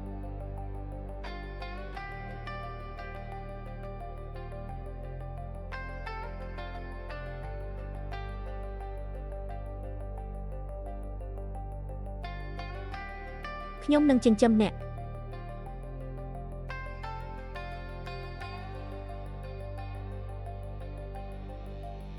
ចៅវាយវ័យក្មេងចៅវាយក្មេងនិងយាយក្មេងមិនល្អទេចេងគុណគាត់រត់គេចខ្លួនបាត់អ្វីអាគីវអ្នកសុខសប្បាយជាទេអាហារត្រូវបានធ្វើម្ដងទៀត AQ វាប្រកាសជាឆេនខនដែលបានធ្វើវាជាជ្រូកដែលរត់គេចខ្លួនជាមួយអ្នកដេកលក់នោះវាជាកំហុសរបស់ខ្ញុំទាំងអស់លោកគ្រូឆេវហោឥឡូវនេះសុខសប្បាយជាទេអ្វីដែលនៅក្នុងអាឈីវគឺជាថ្នាំពុលរបស់ប្រទេសសាគូរ៉ាថ្នាំពុលនេះមានឥទ្ធិពលខ្លាំងជាសំណាងល្អអាឈីវមានកម្លាំងខាងក្នុងជ្រៅមិនមានគ្រោះថ្នាក់ដល់អាយុជីវិតទេខ្ញុំនឹងចេញវេជ្ជបញ្ជាថ្នាំមួយចំនួនសម្រាប់ខីប៉ុន្តែខ្ញុំចង់ទៅជួបគ្រូពេទ្យយ៉ាងហោចណាស់រហូតដល់ម៉ោង 12 យប់នេះការសាគូរ៉ានឹងមកយប់នេះបើព្រះម្ចាស់មិនអាចទៅធ្វើសង្គ្រាមបានតើអ្នកអាចធ្វើអ្វីបានទោះបីជាអ្នកអូសវាដល់ស្លាប់ក៏ដោយរងចាំរហូតដល់ម្ចាស់ភ្ញាក់ពីដំណេកសុខសប្បាយជាទេឈីនស៊ីវបានស៊ីថ្នាំពុលលើកនេះយើងនឹងឈ្នះដោយការបោះពុម្ពផ្កានិងផ្លែឈើធ្វើបានល្អណាស់រងចាំមើលក្បាច់គុណធំវាតូចពេកសម្រាប់ក្មេងប្រុសទាំងពីររបស់អ្នកបាទចាសហ៊ានសួរលើកនេះតើមានសាមូរ៉ៃប៉ុន្មានអ្នកបានមកដល់ជ្រលងភ្នំសាគូរ៉ាមកជាមួយខ្ញុំដើម្បីជួបអ្នកលើកនេះខ្ញុំត្រូវតែសម្លាប់បងឈិនលះបង់ការស្អប់ខ្ពើមរបស់ខ្ញុំតើមេដឹកនាំសម្ព័ន្ធមិត្តណាដែលត្រូវបានបំពុលមេដឹកនាំត្រូវបានបំពុលអ្វីដែលត្រូវធ្វើតើគាត់អាចត្រូវបានគេបំពុលដោយរបៀបណាជូជៀនហ្វេងសម្រាប់សិល្បៈក្បាច់គុណធំទាំងមូលអ្នកនិងខ្ញុំនឹងអូសដាវខ្យល់គួចទាំងនោះនៅចំពោះមុខកងទ័ពពេលម្ចាស់ខ្ញុំភ្ញាក់ពីដំណេកមនុស្សគ្រប់គ្នាសមរភូមិថ្ងៃនេះវាតាក់ទងនឹងការរស់រានមានជីវិតនៃក្បាច់គុណដេជារបស់ខ្ញុំគ្រាន់តែអូសវារហូតដល់ពេលនេះមេដឹកនាំនៃសម្ព័ន្ធភាពបានជាសះស្បើយហើយត្រឡប់មកវិញវាជាជ័យជំនះដែលខ្ញុំកំពុងរងចាំគ្រាន់តែអ្នកឆ្មា3អាណាចក្រកុងហ្វូហ៊ានទប់ទល់នឹងអាវុធរបស់ចក្រភពអង់គ្លេសគួរឲ្យអស់សំណើចណាស់ហា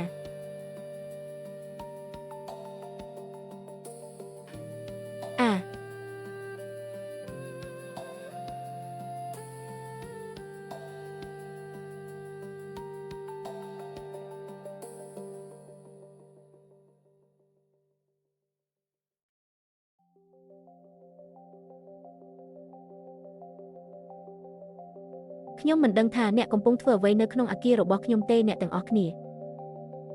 សូមអនុញ្ញាតឲ្យខ្ញុំណែនាំអ្នកឲ្យស្គាល់នេះជាសាមូរ៉ៃដំបូងគេមកពីនគរសាគូរ៉ារ៉ូបលោក11លោក Des នៅក្នុង Jujutsu Swordsmanship Ninjutsu អ្នកទាំងអស់គ្នាគូប្រជែងរបស់គាត់ក៏មិនមែនជាមនុស្សដែរហាលោកចេងខាន់ស្គាល់ដាស៊ីយ៉ាភ្នូចាស់នៃសិល្បៈក្បាច់គុណខ្ញុំឆ្លងកាត់សមុទ្រដើម្បីបង្រួបបង្រួមក្បាច់គុណដេជាតើនេះមិនមែនជារឿងដ៏អស្ចារ្យសម្រាប់គ្រាឆែទេមានសេចក្តីសម្រេចមួយដើម្បីដាក់ចេញនៅក្បាច់គុណវាត្រូវបានគេហៅថាតៃជីក្រុងខ្ញុំមិនចង់មកទីនេះទេខ្ញុំគ្រាន់តែចង់ប្រកួតប្រជែងជាមួយអ្នកខ្ញុំយល់ហើយ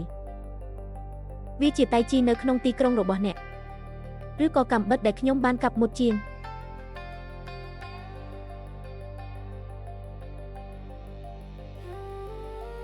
វាកំតិចវឹកនឹងបន្ទាយមួយទៀតតើតៃជីនឹងខ្ញុំមិនចង់មកទីនេះទេខ្ញុំគ្រាន់តែចង់ប្រកួតប្រជែងជាមួយអ្នកខ្ញុំយល់ហើយគឺអ្នកហើយដែលលិចលង់ស្លាប់តៃជីពិតជាអស្ចារ្យណាស់ឬកាំបិតកាសាគូរ៉ារបស់ខ្ញុំមុតជាងខ្ញុំបានឮថាសាមូរ៉ៃដំបូងគេនៃកូសាគូរ៉ាបំពាក់ដោយដាវដែលព្រះចៅអធិរាជសាគូរ៉ាប្រទានស្រោមកាំភ្លើងត្រូវបានឆ្លាក់ដោយរូបអាវរាជវង្សដែលមានផ្កាឈូកចំនួន16ដើម Fireworks Nation រៀបចំសន្និសីទ50ផ្លូវរៀងរាល់3ឆ្នាំម្ដងរាល់ពេលដែលអ្នកអនុវត្តសាមូរ៉ៃដំបូងត្បូងមួយទៀតនឹងត្រូវបានឆ្លាក់លើដាវមនុស្សម្នាក់នេះគឺជាចៅវាយនាយលំដាប់ទី1ខ្ញុំមិនអាចមានអារម្មណ៍វាតតែសោះលំហូរនៃសេចក្តីពិតនៅក្នុងគាត់តើមនុស្សនេះឬវាអាចធ្វើទៅបានក្នុងការគ្រប់គ្រងដើមនៅក្នុងខ្លួនតាមចន្ទៈបើដូច្នោះមែនមនុស្សម្នាក់នេះហួសពីខ្ញុំឆ្ងាយណាស់ចាប់តាំងពីអ្នកបានផ្ដួលទាហានដ៏ខ្លាំងពូកែដំបងរបស់អេមីរ៉ាកុំលុតជង្គង់ចុះសូមអង្វរយើងសម្រាប់សេចក្តីមេត្តាករុណាទៅកាន់ទឹកដីតូចមួយនៃប្រទេសសាគូរ៉ាតើអ្នកហ៊ានមើលស្រាលខ្ញុំដោយរបៀបណាខ្ញុំជាមនុស្សដំបងគេដែលបដិសេធសិទ្ធិរបស់លីវក្នុងការបំផ្លាញលីវនីទាហានល្អមនុស្សវលទាំងនេះសាហាវខូខើណាស់សូមឲ្យបរិសចំណាស់មកចុះលោកជៀនសុនរបស់ចាស់នេះគឺជាបុកបរិសនៃគ្រូសាឆេន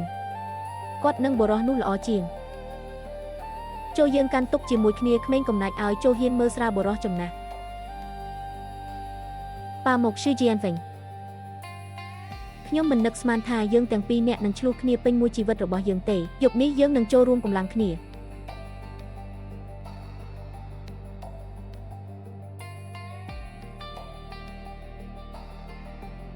ចាំទាំងអស់គ្នា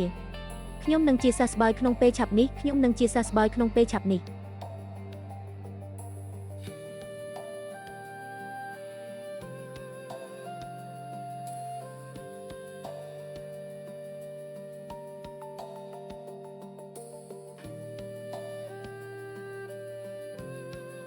ទេអ្នកត្រូវតែជាសះស្បើយឆាប់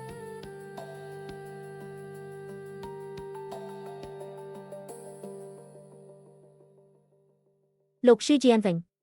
ខ្ញុំមិននឹកស្មានថាយើងទាំងពីរនាក់នឹងឆ្លោះគ្នាពេញមួយជីវិតរបស់យើងទេយប់នេះយើងនឹងចូលរួមកម្លាំងគ្នា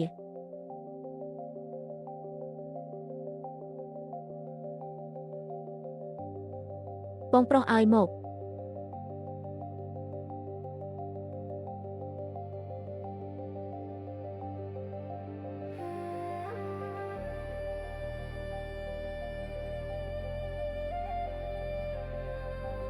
ឥឡូវនេះយើងត្រូវកាន់ឲ្យជាប់មិនថាមានរឿងអ្វីកើតឡើងក៏ដោយដរាបណាវាអាចមានរយៈពេលរហូតដល់ការជាសះស្បើយដ៏អស្ចារ្យយើងមានសង្ឃឹម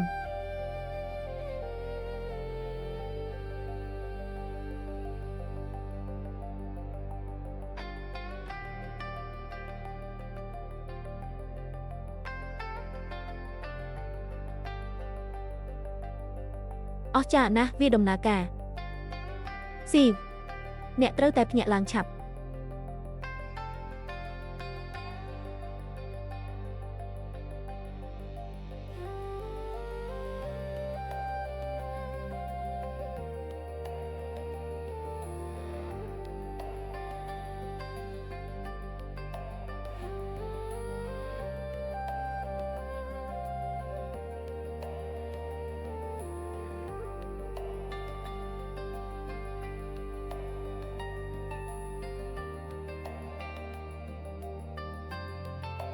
អាឈីវអាគីវអ្នកភ្ញាក់ហើយអាឈីវតើមនុស្សវិលទាំងនោះមកពីតំបន់សាគូរ៉ានៅទីនេះមែនទេចេញជីខ្វាននិងចេញគុណមនុស្សអាក្រក់ទាំងពីរនាក់រងចាំអ្នកចម្បាំងលីមីងហ៊ូវាប្រហារខ្ញុំឧត្តមសេនីយ៍ចេញឥឡូវនេះក្នុងចំណោមជនរួមជាតិនៅក្នុងទន្លេនិងបឹងខ្ញុំកំពុងជួយទប់ទល់ដូច្នេះសូមប្រញាប់មកកុំឲ្យអ្នកណាម្នាក់ទទួលបានជោគជ័យអ្នកគឺជាផ្លូវ highway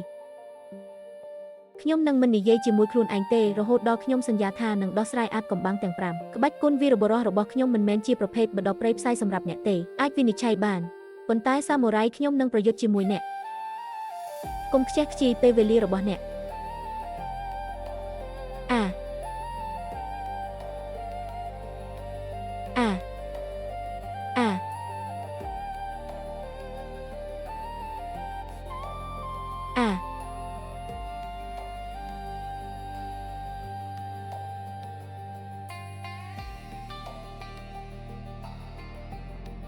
សាក់លបងចូលលោកស្រីសិស្សស្រីរបស់យើងនៃតៃជីរបស់ចេនប្រយុទ្ធប្រឆាំងនឹងអ្នក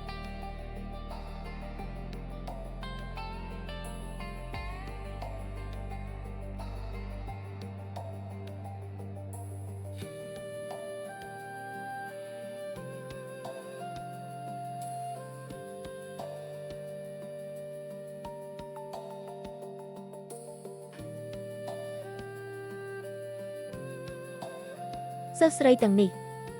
គឺខ្ញុំនេះហើយដែលស៊ូទ្រាំនឹងជីវិតរបស់ខ្ញុំគិតថាវាគ្មានប្រយោជន៍សម្រាប់ស្ត្រីក្នុងការហ្វឹកហាត់ក្បាច់គុនទេនៅពេលដែលឈិនឈីវបានជ្រើសរើសសិស្សស្រីខ្ញុំមិនគិតដូច្នេះទេឥឡូវនេះវាហាក់ដូចជាខ្ញុំមានចិត្តចង្អៀតចៅវាយឲ្យទុកឲ្យក្មេងស្រីលួបការនេះជួបអ្នកចោះបងប្អូនប្រុសស្រីពិតជាអស្ចារ្យមែនហាហាហាហាហាហាហាហាហាហាបើមិនអញ្ចឹងទេម្ចាស់ខ្ញុំមិនដែលឲ្យអ្នកទៅណាឡើយមិនអីទេចេញឆាងសេងសុវត្ថិភាពរបស់អ្នកទាំងអស់គ្នាកំពុងស្ថិតក្នុងហានិភ័យវាអាស្រ័យលើ Ken Q និងស្ត្រីម្នាក់ដើម្បីដោះស្រាយវាអ្នកក៏សក្តិសមធ្វើជាបុកបុរសនៃគ្រួសារឆាន់ដែរ Ken Q មិនមែនជាគូប្រជែងរបស់ Jeng Khan ទេអ្នកចាំតែស្លាប់ទៅអ្នកទាំងពីរលិចទឹកហើយ ខ្ញុំបានចោះចូលដើម្បីធ្វើជាឆ្កែសម្រាប់យីងហ៊ូសារចំអកឲ្យជនជាតិរបស់ខ្លួនអ្នកមិនសមនឹងទទួលបានទេមនុស្សទាំងអស់គ្នាហាហាអ្នកនាងវាងតើអ្នកនៅទីនោះទេអ្នកមិនអាចផ្លាស់ប្ដូរចុងបញ្ចប់បានទេប្រសើរជាងគិតអំពីវាចាំបន្តិចសិនចុះអាកាសធាតុវិញយើងហាហាអ្នកគ្មានខ្មាស់អៀនទេបុរសសម្លាប់ស្ត្រីហើយយកពួកគេទៅ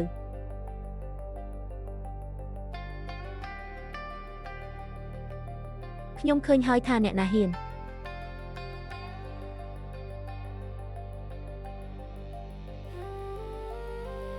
គុំរកខ្ញុំអីឈៀនស៊ីវទីបំផុតអ្នកមកដល់ហើយអ្នកត្រូវតែរាយការណ៍ជំនួសយើងគុំខ្លាចអីទុកអ្វីដែលនៅសល់ឲ្យខ្ញុំឯងមិនបានប្រាប់ឲ្យលេបថ្នាំទាំងអស់ទេខ្ញុំមិនដឹងថាវាងើបឡើងវិញលឿនយ៉ាងនេះដោយរបៀបណាទេខ្ញុំថាបគ្នាច្បាស់ណាស់ចេនគុណដែលបានឃើញគាត់ផឹកបបរក្នុងនាមជាកូនប្រុសរបស់គ្រួសាររដ្ឋមន្ត្រីគាត់ពិតជាបានបំពល់អាជីពហើយក៏ជ្រកកោននៅក្នុងផ្លែផ្កាសាគូរ៉ាផងដែរថ្ងៃនេះជាថ្ងៃស្លាប់របស់អ្នកអាហាវថែរក្សាអ្នករបួសជាមុនសិនខ្ញុំនឹងដោះស្រាយជាមួយពួកគេ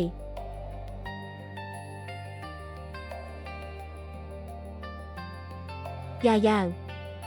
ហេតុអ្វីបានជាអ្នករំភើបចិត្តចំពោះខេនឈីឥឡូវនេះបងប្រុសឈៀនស៊ីវបានបង្ហាញដល់ពិភពលោកថាកន្សែងនោះខ្ញុំមិនត្រូវបានអនុញ្ញាតឲ្យធ្វើជាបុរសទេខ្ញុំក៏ជាស្ត្រីដែរខ្ញុំគោរពអ្វីដែលខេនឈីវបានធ្វើលឺដែរក្មេងស្រីផ្កានេះពិតជាមានអំណាចខ្លាំងណាស់ចូលប្រយ័ត្នហើយមានអំណាចជាងនេះទៅទៀតវាគ្រាន់តែជាស្ត្រីម្នាក់វីនារីស្ត្រីម្នាក់នេះស័ក្តិសមនឹងសម្បត្តិវប្បធម៌របស់យើងតែប៉ុណ្ណោះអ្វីដែលអ្នកហៅថា wedding គ្រាន់តែធ្វើត្រាប់តាមក្បាច់គុណរបស់វីរបុរសយើងព្រះខ្ញុំនឹងបង្ហាញអ្នកពីក្បាច់គុណតៃជីពិតប្រាកដរបស់ឆេន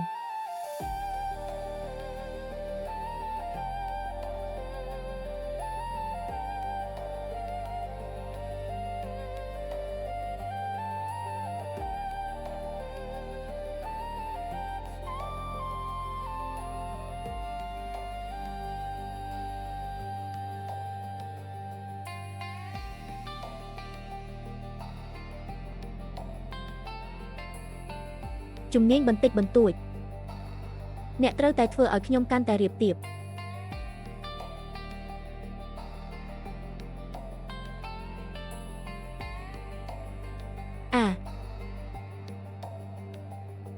ក្បាច់គុណរបស់ចៅវាយនាយកាន់តែមានឥទ្ធិពលខ្លាំងឡើង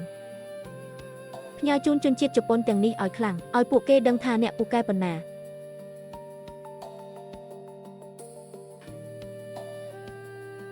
ចុះជាមួយគ្នាអាគីប្រយ័ត្នខ្លួនណា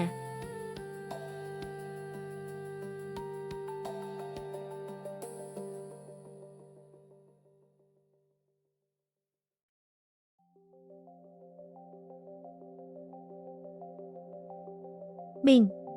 យើងនឹងមិនមករកក្តាមធំម្ដងទៀតទេសូមអភ័យទោសឲ្យខ្ញុំផងមេដឹកនាំមិនអាចឲ្យពួកគេទៅបានទេមែនហើយមេដឹកនាំជនជាតិជប៉ុនដែលមិនអាចលះបង់ផ្លែសាគូរ៉ាបានពួកគេគ្រាន់តែជាក្រុមកូនឆ្កែដែលមិនស្គាល់មុខប៉ុណ្ណោះបើអ្នកពួកគេទៅថ្ងៃនេះបន្ទាប់មកពួកគេនឹងខំវិញមេល្អ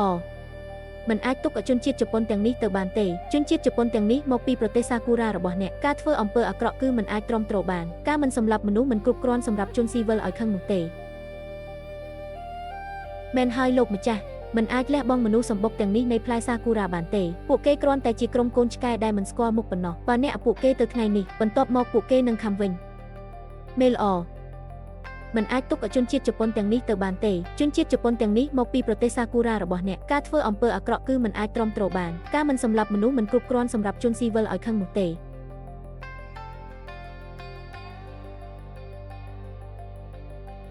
ក្បាច់គុណរបស់ពួកគេត្រូវបានខ្ញុំលុបចោលហើយមនុស្សគ្រប់គ្នាមានការសងសឹកពាក្យបណ្ដឹងជាមួយនឹងការស្អប់ខ្ពើមគឺហាហា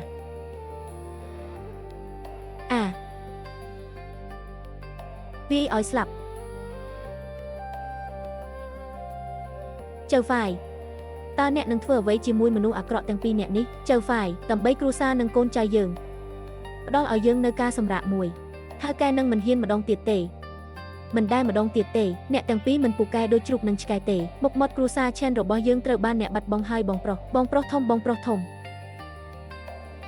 បងប្រុសបើខ្ញុំអត់ទោសឲ្យអ្នកតើគ្រួសារឆេនរបស់ខ្ញុំនឹងទទួលបានតំណែងមួយយ៉ាងដូចម្ដេចនៅថ្ងៃអនាគតរឿងឥតខ្មាស់អៀនវាមិនអាចទៅរួចទេក្នុងការរក្សាជីវិតរបស់អ្នកអូស្លាប់ទៅណាស៊ីវអ្នកគឺជាវីរបុរសរបស់យើងលោកគ្រូខ្ញុំមានរឿងមួយចង់ប្រាប់លោកគ្រូខ្ញុំចង់ឲ្យឈីវរៀបការជាមួយខ្ញុំហាអ្នកត្រូវតែឃើញអារម្មណ៍របស់ម្ចាស់ខ្ញុំ